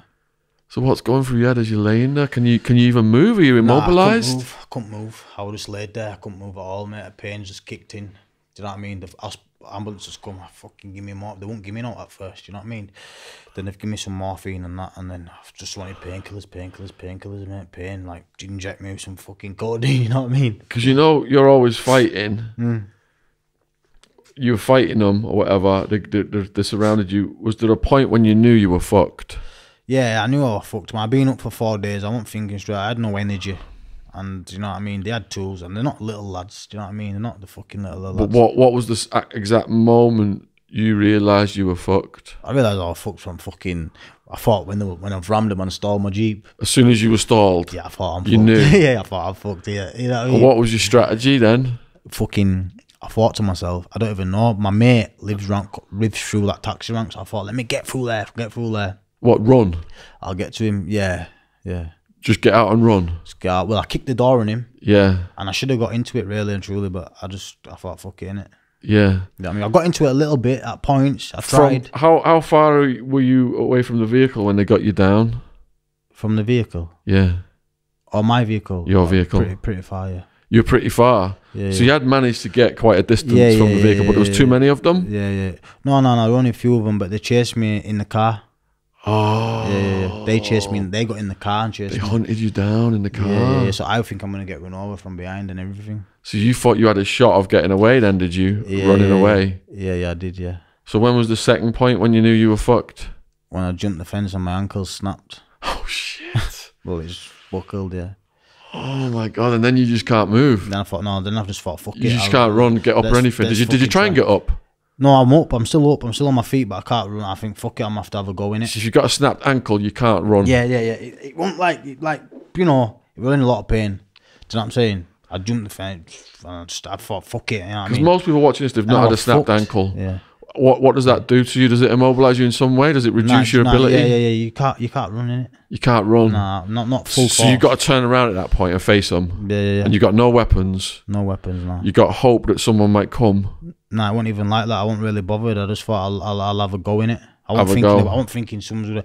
I wasn't thinking someone's, because no one knew where I was precisely. Do you know what I mean? So I wasn't thinking someone's gonna come. I was thinking, I don't even know what I'm thinking, but I wasn't like hoping. I wasn't, believe it or not, I wasn't scared in that situation, because you don't even know what's gonna, I'd been up for so many days, you don't even really know what's gonna happen to you. Does that make sense? Even though they've got axes and whatever, you don't really. It's weird. You have to be in a situation, innit? But it's not. You want. I just thought I'm fucked. I thought, let me try get somewhere where, you know what I mean, I can maybe bump into someone or something. But it's such an extraordinary encounter. That's why I'm just trying to get a little bit more detail. Yeah. All right. So you snapped your ankle. Yeah. Did you have to turn around and just wait for them, or what happened? No. I didn't turn around and wait for him. I got a little bit further and I spun round. I thought, fuck it, I'm gonna have it. So there's a point where you just thought, fuck it, I'm gonna. You spun. I'm gonna fight. Yeah. I'm gonna try have a go in it. And what are you seeing then? Them two come in. So there's two of them. Yeah. And can you see that they've got weapons and stuff? Yeah. They've got axes and machetes. Right. So what was the first physical encounter? They jumped over the gate bit or whatever it was. And the funny thing is, because obviously I was fucked in it. So I've jumped over a big bit of fence. Yeah. They've actually stepped over a little bit if I had just gone a bit further, they just stepped over the thing. Do you know what I mean? So anyway, They would have stepped over and missed you. No. Like, so when I've come over the fence, obviously I'm trying to get off in it. I'm fucked. I'm slipping. Let me get off in it. So when I've got over the fence and gone a bit, they've noticed an easier way over the fence. Does that make sense? So they've just like easily come. They didn't have to do the big jump. So you wouldn't have snapped your leg if you'd have gone that way. No. But obviously they've got over. Then obviously I'm thinking I'm gonna have it. Then just smacked right here. First thing was you got axed in the head. Yeah, and then I just dropped, mate. And that dropped you. Yeah, But were you conscious? Yeah, conscious all the way through. Conscious all the way through. Yeah. And was it? Did it remain two of them, or did more of them arrive to the scene? Nah. It just remained two of them at that time. Yeah, just two of them chopping me. Yeah, two of them. There was a few of them though, but there was just two of them at that time. Maybe one stayed in car. I don't know, but did it seem like an eternity for you? Yeah, it felt like they were chopping me forever, mate. So all you could do was just get in like a kind of a defensive. No, obviously they chopped my hand here. Obviously I probably had my hand up that, but you can't. Do you know when you're getting chopped? Yeah, it's like, I don't know. Like, there's no point doing that. Do you know what I'm saying? Like, I wasn't doing that. Because I'd be worried like they're going to chop my heart, they're going to chop my neck, they're going to get my eyeballs. I didn't curl up. I didn't do that. Yeah. I just laid there. Like that probably. And that's where I got chopped there. Yeah. Just laid there. Do you know what I mean? Like, I just laid there, bro. Do you know what I'm saying? I don't even know. You get me? What do you think made them stop? People coming. Yeah, because it was broad daylight. Broad daylight. 4th of July, yeah. Red hot day, man. So people started coming. How long from the police record on everything did they say how long they? I don't know about that. I don't know about any police records, but all I know is that people came, and they got off. That saved your life, do you think? The people that came, maybe I saw. Were you going to bleed out? Nah, because you know when he was hitting me, one of them was hitting me, and he were like, don't hit me. One of them hit me in my head a few times, innit? And he was like, don't hit him in his head. So I don't think they really wanted to kill me, to be fair. So they probably would have stopped at some point. His crime partner said, "Don't." I reckon they saved the leg, innit? Do you know what I'm saying? The leg got saved by them people that obviously came. Do you know what I'm saying? Yeah. Like, just passers by. It wasn't like, no, passers by. And obviously they've got off, and just after they've got off, my brother and my mate came. So one of them was going for it, hitting you in the head, but the other one was telling him to... He was just hitting a certain part of my leg. Yeah. All right, so you're on the floor then. People are coming. Are you thinking, hallelujah, basically, these people are coming? Nah, you're not thinking, no, Sean, because I'm fucked up in it, mate. Your brain's just gone. Yeah, in shock and all that stuff. I wouldn't say shock, I'd just say pain in it, bro. So you're not even just like, fucking hell, this hurts. You know what I mean? Was that the worst situation you've ever been through? In terms of physical violence? Worst situation I've ever been through? Probably, yeah. Probably. And then your brother and his mate come? Brother, yeah, they came. And can you speak? Yeah, I can speak, yeah. I was like, am I going to die in it? And he's like, nah, you're not going to die. And then... Was that your brother telling you you're not going to die? No, my other mate. Yeah, I don't even know, to be honest. One of them... Could you see how much blood there was at that point? Nah. Couldn't see no... I called just like that. I was like that, mate. So the call's gone in for an ambulance? Yeah, ambulance has come. Did that take a while? I don't know the exact time, but it felt like it come fast. Yeah. It felt like it come fast, mate. And then I got there and I got straight to LGI Leeds. And then can you remember going in the hospital? Yeah, I remember going to hospital. So I've landed in hospital. A lot of people have came. I've told them all like to obviously go away. My mum came. She came in the room. She said, are you alive? I said, yeah, I'm alive. And she went, all right, I'm going now. She went, what? Yeah. Holy shit, man, that's cold. Yeah. But that's just my mum, innit? So it was just like, it was just the normal thing, innit? Like, it's normal to me that. Did you feel safe in the hospital, or were you in, Yeah, I won't, because like I said, these people didn't fucking scare me, Sean, do you get me? To me, they got lucky, do you get me? They had a lucky day, mate. Like, they don't scare me, mate. That's why when I seen them later on down the line, it was like, there's no weapons now. Like, it is what it is. Like, one-on-one, toe-to-toe. Like, it's not really an issue. Do you know what I mean? Like, it was just, I was up for 4 days, fucked out my head, mate, on an MD, coke, ketamine, so much alcohol to bring me down and bring me round, mate. I was just fucked out my head. I was in such a fucked up mindset, yeah. Do you know if I was like this on that day, how I am now here, that wouldn't have happened, mate. It wouldn't have happened. First of all, I probably wouldn't even have drove the Jeep at him. Do you know what I'm saying? It would be like fucking fate. Why I drove the Jeep over the fucking Central Reservation straight at him, I don't know. And they were tooled up, but later on down the line, as the beast being squashed, that's when I found out, like, that, like, they were going for somebody else that day, innit? So they weren't even coming for me. Do you know what I'm saying? So they say anyway, but, like, it was just one of them days. Like, these people don't fear me. So when I'm in hospital, I'm not arsed, you know what I'm saying? Like, I could see them now walk out of this building and they won't say shit to me. Do you know, like, I mean, like, if there's, like, 2 of them, 3 of them, they're not going to, do you know what I'm saying? Fair enough if there's loads of them. Do you know what I'm saying? Maybe, but toe-to-toe, one-on-one. How long did it take you to recover, Joe? Well, it took me, the hospital said it's going to take you 2 years before you walk again. But what happened is I was in hospital for 4 weeks. I had a few operations, 3-4 operations. I come out of hospital and obviously I went to recover, innit? I thought, let me go away, get a bit better. So I've gone away, got a bit better, but like the girl I was with at the time, she was coming to where I was and saying, people are saying you this, people calling you a pussy, people saying you're scared. Do you remember the bitch that fucking with the cocaine? And do you know, so why is she even doing that? Do you know, when I sit back now and think about that, Sean, yeah, why is she even coming back and try to cause trouble like that? And if she were my proper woman and down for me, she wouldn't have been coming back saying, people are saying this, people are saying that. But when I was away, I was just getting better, try to get stronger. But because she kept coming back, my ego then. Stirring it up. My ego, mate. So I thought, you know what, fuck it, I'm going back. Do you get me? Let me go back. So I went back to Bradford. I was staying at my mum's and 5 Jeeps come for me again. So they've come back at me now. 5 Jeeps of them come for you? Yeah, 5 Jeeps. Because they think you're out for revenge. They think I'm out for revenge. And plus, remember when I told you the other kid got badly beaten? So the other kid that got badly beaten, when he was badly beaten, crippled, people went for him again. So his excuse was, well, they came for me, I'm going to go for... Do you know what I'm saying? So that's what he said anyway, but... all alleged and whatever bullshit, yeah. But anyway, so I'm in my house, yeah. I'm in my house now, and my missus at the time, I had a little bit of graft going on. I told her to go see the person because my leg was hurting, because I was still on crutches, I couldn't walk, I had a big cage on my leg and that. So she's going to go do it. On the way back, she's seen them, and she's rung me saying, yo, they're outside your house now in Jeeps and that. So she's in like a Ginnell passage sort of thing, and I'm still at the door with a knife, yeah. I'm thinking, fucking... my leg's in the big brace, 2-3 chops, it's done in it. So I'm behind the door and I'm thinking, nah, man. Not again. Fuck dear, yeah. So, long story, well. Keep it long. Well, yeah. So now a few of my mates have arrived. Obviously, I've rung them saying, yo, they're here, whatever. So they've gone and done a little ride out or whatever. But do you know what I want to get into? Do you know, like, when I was all these people that I'm telling you, like, I was active for. I remember I told you I didn't do it out of love. I didn't do it for money. I did it out of love.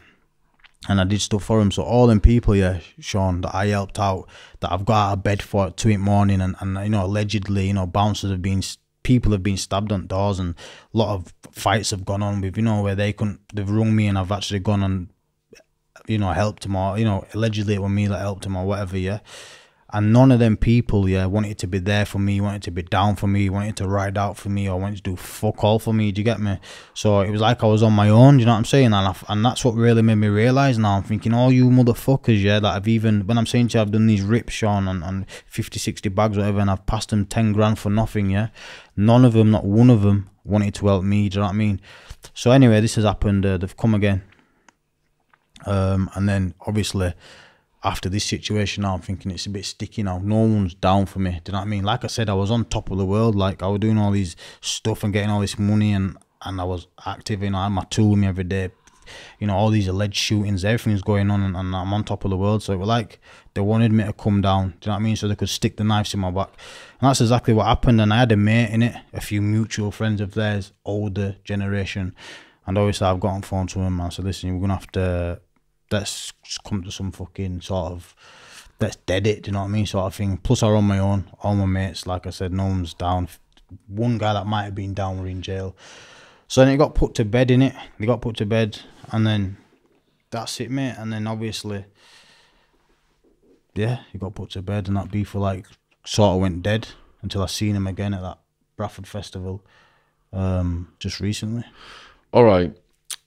The 2 then that hacked you up, yeah, were they with the Jeeps, the 5 Jeeps? I don't know who was in the Jeeps, but probably, yeah. Do you know who the two were who hacked you up? Do I know? Who they were? Yeah, I know they were, yeah. Okay.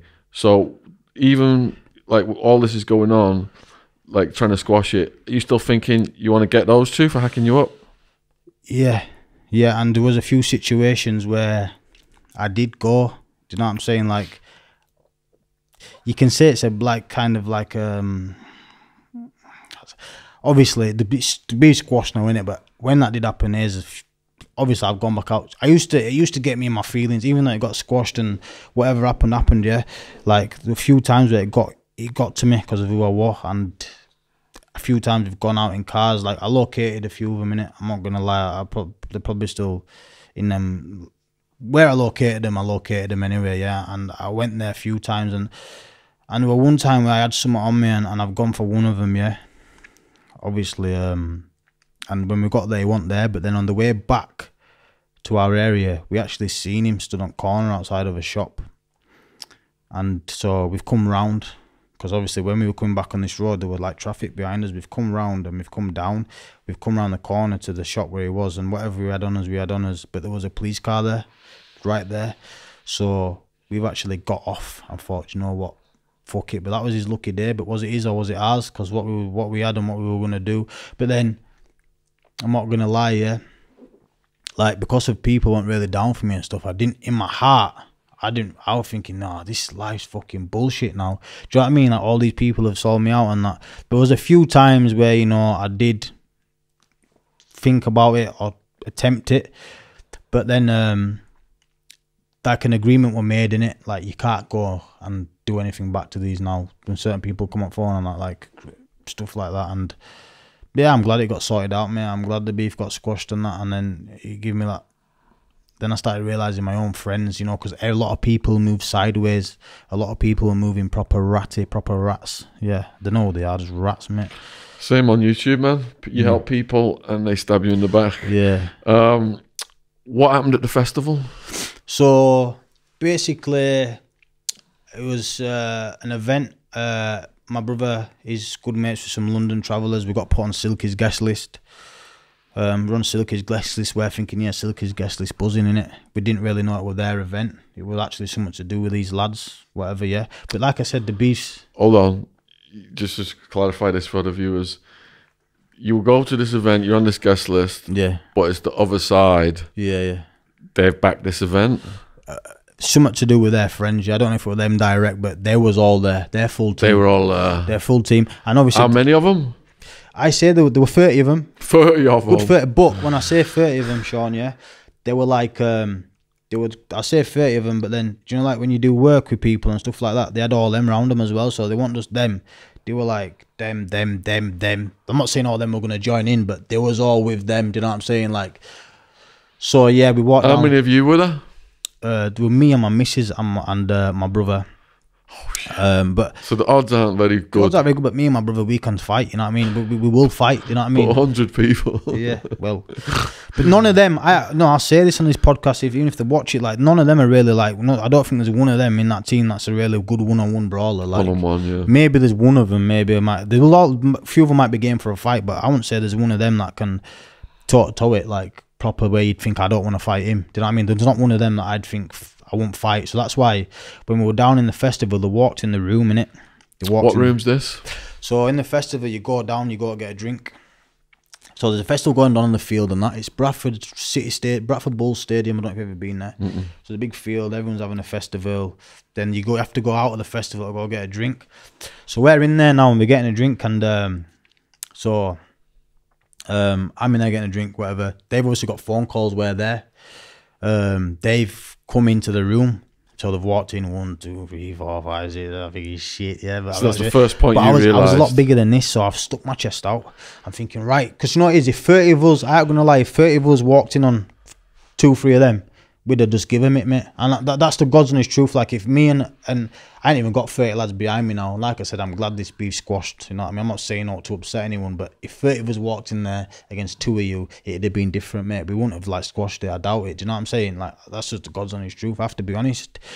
But like, I'm glad it did happen like that, and things happen for a reason, innit? And I'm glad that did happen and it did get squashed. But they've walked in, and a kid that I've known a long time, most of my life I've known him, he's come up to me, he's put his arm around me. I've actually had a little fight with this guy as well, you know. He knows they know I'm game, innit? Regardless to want to chat the shit, they know I'm game. They know I'm ready to fight. They know that. So he's put his arm around me, he's said, listen, Janaya, sort it out, squash it. Do you get me? We all want to make money. Just squash it. Do you know what I'm saying? That were his words, yeah. So I'm thinking, all right, we're squashing it now. But then, do you know little divvies that are with him, yeah? And I call them little divvies. There's only a few of them that I actually respect, yeah? The two that got me, you know, respect to him, whatever happened to them, happened to them. It's respectful, it's a mutual, and a couple of more that are with him, yeah, I might have a little bit of thing for him, but the rest of them were just hyping up. What is it then? What is it then? I'm thinking, you tell me what it is. There's 30 of you. You tell me what it is.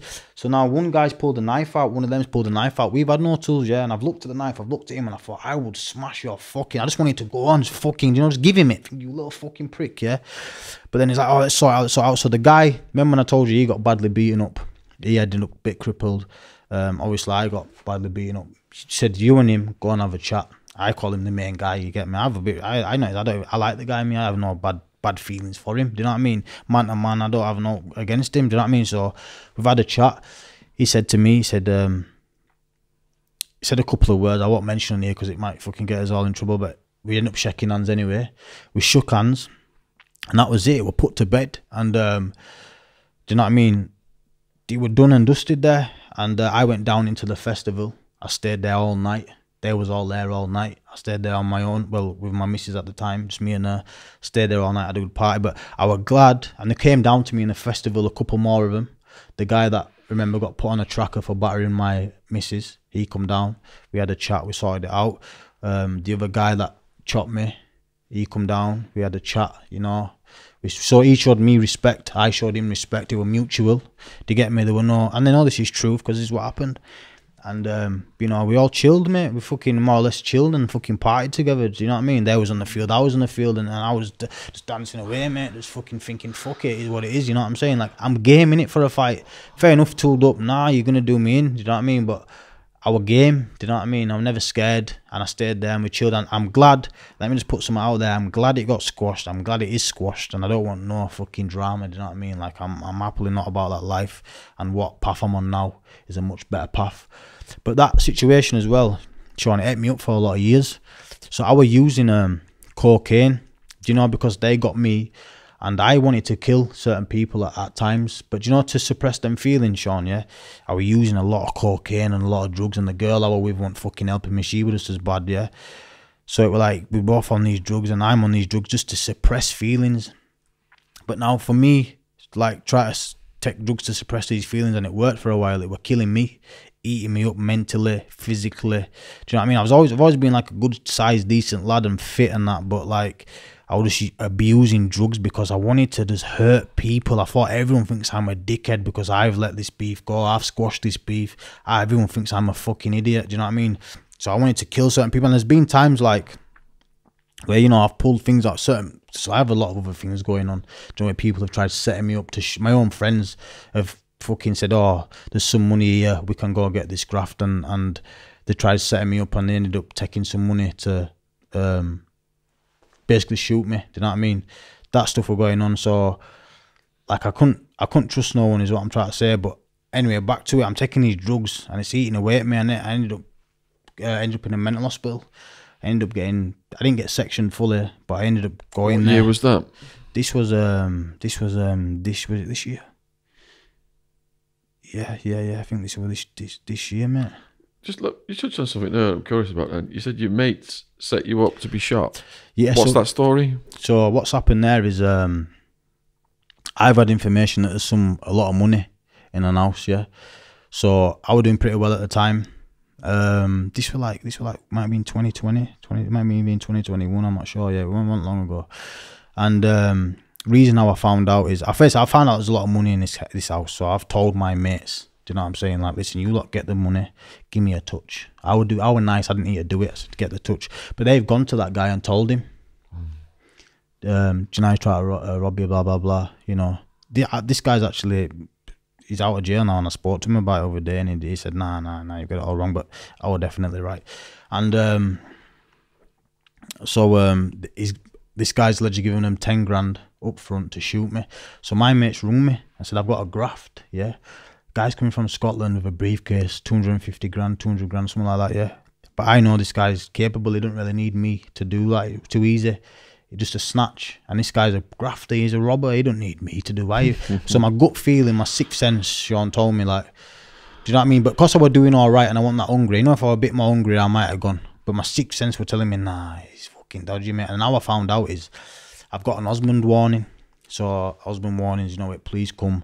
So your life's in danger. Yeah. So, and I'm thinking, why have I got an Osmond warning? That be squashed. But that festival thing's happened just recently. So, but anyway, but that beef were kind of dead. They were not going on. But I'm thinking, can't be them lot. Do you know what I mean? Can't be them. So I'm thinking, why am I getting Osmond warning? But then a kid come to me and he said, listen, Judge, I've got something to tell you. He said, my man's gone to my man and told him and he's been paid. And then the Osmond warning made sense to me then. Do you know what I mean? So then I've seen this kid that put the hit on me. So what's happened is I've drove past him, yeah. He's been parked in between two cars. Car there, his car's in the middle, yeah. I'm in a Jeep, but when I've seen I've gone, picked something up, yeah, thought, pick this up, flew back. And when I've blocked, so his car's in between, I've been in the X5, I've blocked him in. As I've blocked him in, I've put my window down, whatever I've had, I've pointed at him. His missus is all scared and shit, ducking down. And I've said to him, look at this situation now, to get me, I said, do you know what I mean? Don't ever do that again. Do you know what I'm saying? Don't you ever do that again, because look at this now, do you know what I'm saying? And he's like, nah, blah, blah, blah, blah. And I said, I just drove off in it. I thought, you know, I don't want to fucking, I didn't want to fucking whatever. And yeah, he rung me up after and blah, blah, blah. It was squashed. I'm glad it's squashed same way, do you know what I mean? But that's how people are going on, mate. Do you know what I'm saying? Like, I'm thinking, fucking, is this life really for me anymore? You know, I've had my door set on fire, you know, my house door. Someone done that. I still don't know what that is. Were you in the house? Nah, I was at work. I actually got a job, try to sort myself out. I was working. I had to quit my job. I work in a factory. I had to quit my job because obviously I had to protect my family. Do you know what I'm saying? So I've come home. Look at that's how blessed I am. You know, angels, mate. Yeah, I have to say it, Sean. You know, people say, how can you be blessed when you do all this badness? Trust me, I'm blessed, yeah. I work in a factory. There's always work, Sean. Constant work, mate. This night, yeah, there's a guy going around. There's no work. There's only 11,000 like picks. Yeah, you had to like pick a, you know, fucking factory work. There's only 11,000 picks, so they got done pretty fast. And there's a guy walking around, and a guy that I just recently met in there goes, oh, if you go to my man there, he'll tell you that you can go home early. So I've gone to him. I said, oh mate, can I go home? He said, yeah. I said, have you had a break? I said, yeah, I've had a break. He goes, you can go home at 2:30. I said, no worries then. I can go home at 2:30. If you'd let me go home at 2:00, I'd have caught this bastard setting my door on fire. But lucky for him, I got sent home at 2:30. When I got sent home at 2:30, I got a taxi home. I've come walking down. It's like my house is like, it's not a driveway, but it's like a walkway. And I've seen a little flame in letterbox, yeah. And I'm looking at this flame, yeah. And I'm thinking, is that fire? Do you know what I mean? Like, you fucking. So anyway, I thought, is it a bomb or something? Do you know what I mean? So anyway, I've kicked it out. Inside the house. My missus at the time were in there. I quit my job that next day. Thought I'm gonna have to stay home, protect my family. But this is what kind of dirty shit people do, you know, because they didn't want to come at me. And Sean, let me just mention something. Them people, they know exactly where I lived. They could have fucking waited for me to come home like men and fully give me it. And I'd rather them do that than put innocent people in danger, you know what I mean? Like, I'm not saying I've never done that to anyone innocent. Maybe I have, maybe it's karma, whatever you want to call it. But I believe I was doing good at the time. I was trying to do good. I was making them steps to come off of the road. And that's why I got sent home. That's why that happened. You know, there were no chances of that happening. Do you know what I mean? Why happened on that day when my dog got set on fire? You know, I'm blessed. And yeah, so I've had a few, you know, recently, like, you know, like attempts. Even when I've started doing good, I've started doing little like podcast talking and like just try to educate the youth on a few stories. And 3 lads have approached the car. They thought I was sat in with someone on them. And I had to sort that situation out as well. But certain little things like that have just been going on. So you said that the coke caught up with you then? Yeah, the coke, and you had to go somewhere. Yeah, so what happened is, like I said, I've taken drugs to suppress shit of, you know, hurting people, harming people. Because I'd never harm myself, but I just fucking, and when I took the drug, it took the feeling away for a long time, do you know what I mean? It helped, you get me? And because of like, just to kill and suppress them feelings, bro, it killed me in a way. And I bought half ounce of cocaine anyway. Bought half ounce and I started sniffing it. Day 1, day 2, day 3. Day 3 now. I've started seeing lasers coming through the fucking window or whatever, thinking they were lasers. And then I've started like glasses, like that glass there. I was turning them. And when I was turning the glass, I was thinking eyeballs were coming into the bottom of the glass. And stuff like that. And I thought that the girl who were with me at the time on the bender, I thought she had bugs in her ear, mate. So I was grabbing her head and fucking try to listen to thinking, yo, do you know what I mean? So I don't know how she felt, but she can't have been that scared because she still sat there. And then anyway, I thought I'll go to my mum's, innit? I thought, let me go to my mum's. So I've gets to my mum's now.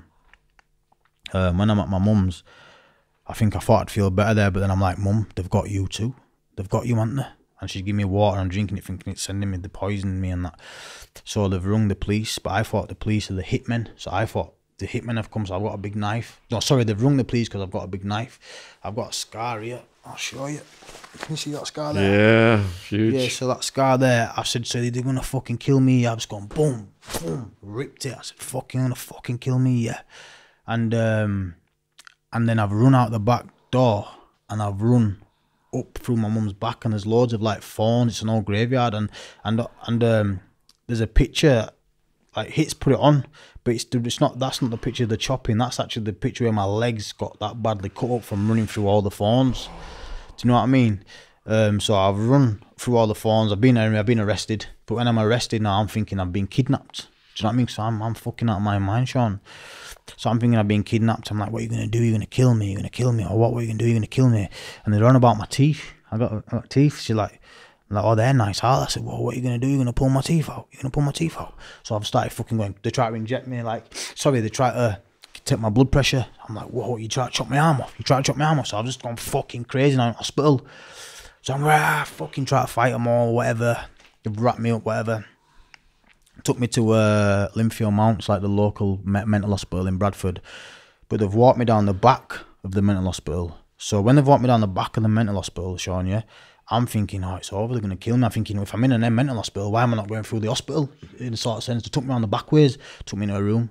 I think it were 3 black guys in white, not overalls, but white fucking things, yeah. I'm thinking these lot are going to kill me. I had some mad thoughts in my head what they're going to do with me. And all the mouths and lips and that, they were blue. So I'm thinking, excuse me, these are some sort of aliens or something. I swear to God, yeah. And then Sean, be honest with you, mate, I fucking broke down crying, mate. Like at a point I just broke out. I was crying my heart out, mate. Like thinking I've fucking been this guy on top of the world, mate, flying high. And now I'm sat here like a smackhead. No offense to, you know, any smackhead or all, but that's how I felt. Like I just felt horrible, man. I just felt down and I cried and that. And then I come out of there, mate, and I just thought I need to sort my shit out, man. I need to fucking sort my shit out. And slowly but surely, mate, that's what I did. I sorted my shit out. How many days were you in there? Just 2. And you sobered up in there? Sobered up in there, yeah. What was the feeling when you sobered up?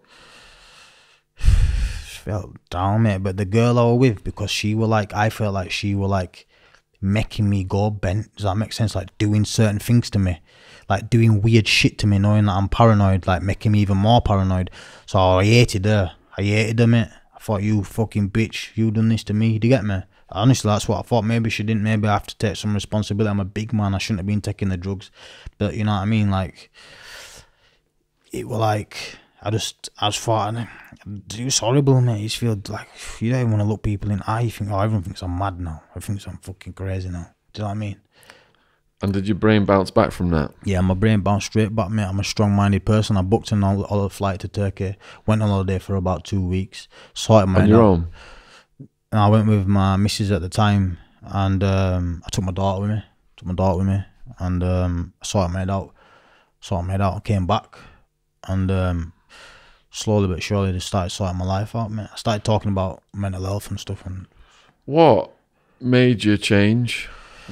Was it thinking about your daughter, things like that? Do you know what made me change? It was like a build up of things, innit, Sean? So like, let's say like, do you know like when certain things, like even in the hospital, after I've done all these things for all these people, yeah, and they didn't turn up or they didn't want to go. Certain people did come to hospital and say, what do you want doing and that, but I said no at the time, but I feel like even if I said do it, they probably wouldn't have done it. But anyway, like, it was just a build up of things. Like, these people weren't down for me. They didn't want to ride out. It's like when I was down, you went to stab knives in my back. So then I started to realize, like, and then like even how my missus were going on, I thought they're all rats. Do you know what I mean? Like all these people are just rats. Do you know? And then my mates going and telling him that I've told him that thing's there and taking money to shoot me, and just like someone setting my door on fire. And then I thought, I'm not fucking like I don't know. And I just had some sort of like, you have like a realization, mate. It's like, did you feel used? Yeah, I felt used, man, and fucking like groomed into this fucking, I don't know, like you just like brainwashed in a sense, aren't you? It's just mad, innit? Like how you can even show these people that much fucking love. Like I was showing people love just cause he's your mate and you're my mate, and you say, listen, I'm out of way, but my mate's in a bit of trouble. Just go pull that thing out and go do that for him. And I just go and do it. No, I didn't want no money. I never got paid, and it was just like it wasn't returned. And then, like I said, I felt like after the drug situation and the mental health and that, I thought, these people don't love me, man. Because even when I come out of hospital after the mental health situation, they still wanted to party with me, and my head's fucked. You know what drugs are going to do to me, so why you fucking give me them? And I know I'm a big man and I shouldn't take them, I understand that, but when you're around that crowd and you're having a good time, it's like, yeah, have one of them, Jar. You know, you'll be alright, mate. And you think, yeah, I'll be alright off one. Do you know what I mean? But then you're not. It's all or none, isn't it? You're either in it or you're not. You're either in or you're not, mate. And I just slowly I just had a realization, mate. That girl that I was with, I'll be honest with you, I woke up one day, yeah, and I'll be honest, I've rung a sister saying, listen, get her out my house, mate. Do you know what I mean? I even had to make a few threats just to scare him to get her out my house. Get her out. And I left her from that day, mate. I never looked back at her. I thought, get her out. And then she's gone. Do you know what I mean? And then when she went, my mental health felt a bit better. I'm not blaming her for all. She did a lot of good things for me as well. But if you're in a toxic relationship, yeah, you're not being lifted up in the world, are you? Yeah. So it's toxic as fuck. You know what I mean? And you know, you feel like I give her everything in life. I give her bare things and that. And it's like when you start going a little bit off and that, they start calling you certain names and that, and thinking you know what I mean? Like, because she's got her own demons that she probably hasn't addressed. Yeah. Defo, mate. She was just as bad, like in her little fucked up world as well. But I had to get rid of her, so that's what I did. That was one big step because it was hard, innit? You know what I'm saying? So I'd done that, and then, like, obviously I've started doing like podcast sort of things, talking about mental health and stuff, and just chatting about my life and my experiences on TikTok and my traumas, just putting it out there. Do you know what I mean? And it made me feel a lot better, like sort of like therapy. Do you know what I mean? What made you want to do that? You know, is watching people like yourself, and I've watched people like not like Zach, but people that you interview.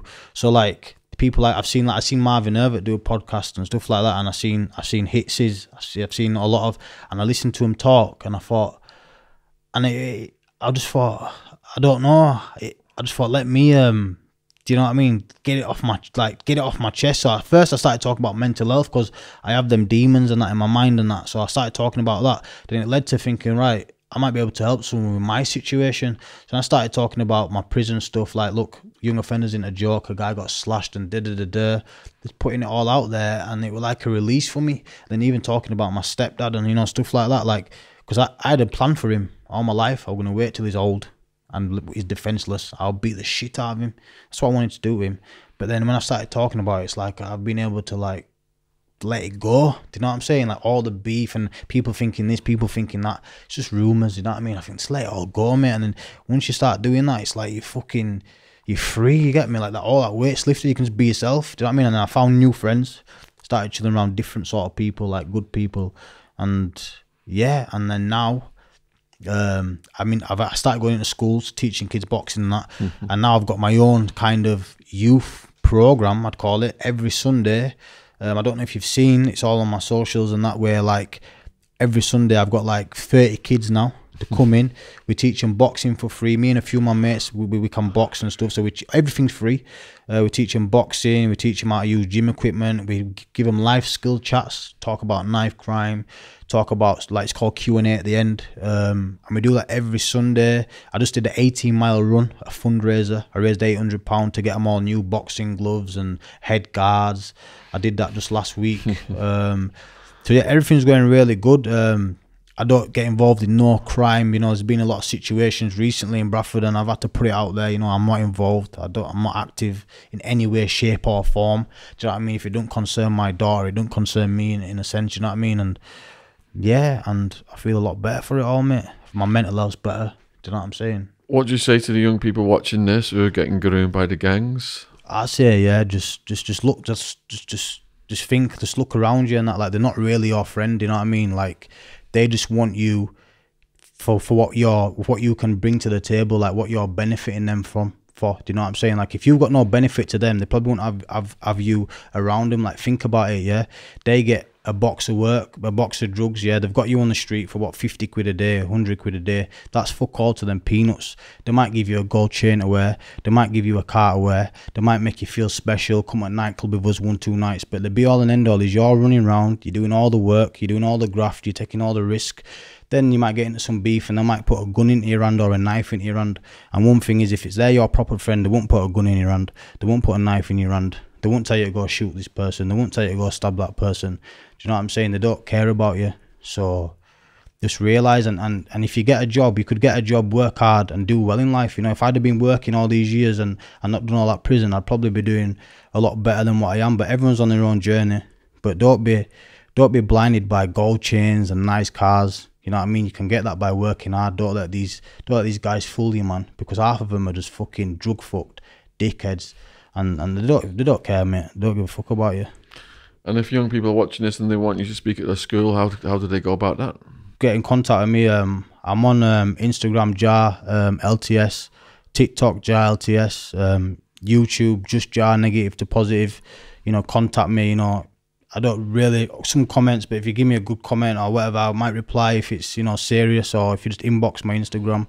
Do you know what I mean? I'm not hard to get hold of, and I'll help you wherever I can. If you want any advice, anything, you know, I'll try and help where I can. So you said you've been on a few podcasts, but Kicking Up Dust Media, almost 200,000 views in a month. Yeah. What's the responses been like? The response has been great. You know, you get a little bit of bad response, but the majority of that's been great. A lot of doors have opened, like, because of that. I've got the gym where my mates have given me access to use freely on a Sunday for my little event. You know, I've got my YouTube subscription went right up. You know, I've got a lot of subscribers from it, and I've had a lot of positive like comments. I've had even celebrities in my Instagram, you know, messaging me like, "Wow, that story, man! Keep pushing, keep going." A lot of people saying you've inspired me. Even my solicitor rung me and said a lot of kids are following you, and a lot of people that probably didn't like me as well, they actually like me now. Is this the solicitor that said you were going to get 20 years? Yeah. yeah. Shout out. Yeah, shout out that firm, man. Well done. You know what I mean? Nice guy, man. But yeah, they're all showing me a lot of love. A lot of people I've inspired. And I think that is so inspirational, because it's modern media, isn't it? The power of YouTube. You've come in here today and shared your story. Yeah. You did it with hits. And it just opens doors, doesn't it? You never know what doors it's going to open. Yeah. I think that's so important. Like, you know, people helped me when I got out of prison. Yeah. And I found it therapeutic. Yeah. And I was able to build things up. Yeah. And now people coming on here, and it's just really cool when you tell the viewers, like, I went on Hits' channel, and all these doors opened. No, it's like a magical thing, isn't it? Yeah. It's so positive and so powerful. Yeah. And you know, there's always going to be some dickheads out there trying to put sabotage things, but it's just staying focused, isn't it? And staying on your mission now. Staying focused, staying positive. And you know, you do have them days where it's hard and that, and you think, oh, I could just go and do this and get all that, you know, because obviously when you go straight, you know, you don't make that money like you used to make, and it's like, it's hard, you know what I mean? You get tested most days, every week there's a test, you know what I mean? You just got to keep it moving, man, and keep positive, and believe it or not, positive things do happen. It just keeps happening. Doors will keep unlocking, do you know what I mean? You know, old keys don't open new doors, innit? Do you know what I'm saying? So you got to just fucking stay focused, like you're saying, definitely. How old are you now, Joe? 29. Would you say you're the happiest you've been? Happiest I've been, yeah. Do you know what I mean? My life's, you know, it's not perfect, but it's a lot better than what it was, you know what I mean? Like, I still struggle with mental health. That'll never go away because of what obviously I've been through and that. I have my battles, you know, but it's a lot better. My life's the best it's ever been, yeah. Most peaceful. So I've got peace now.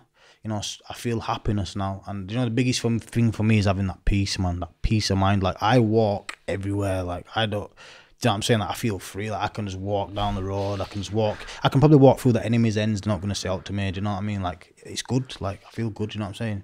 And has your mum watched any of your podcasts? My mum watches them, yeah. She gives me she's like, oh, like she's always messaging me now and stuff like, oh, are you okay? And that, do you know what I mean? She probably feels like now she's actually listened to me. Yeah. She's really proud of me as well. I'm proud of you, you know what I mean? Like, Shout like out to Jazz mum as well. Yeah, man. shout out mum, man. But yeah, she's really proud of me now.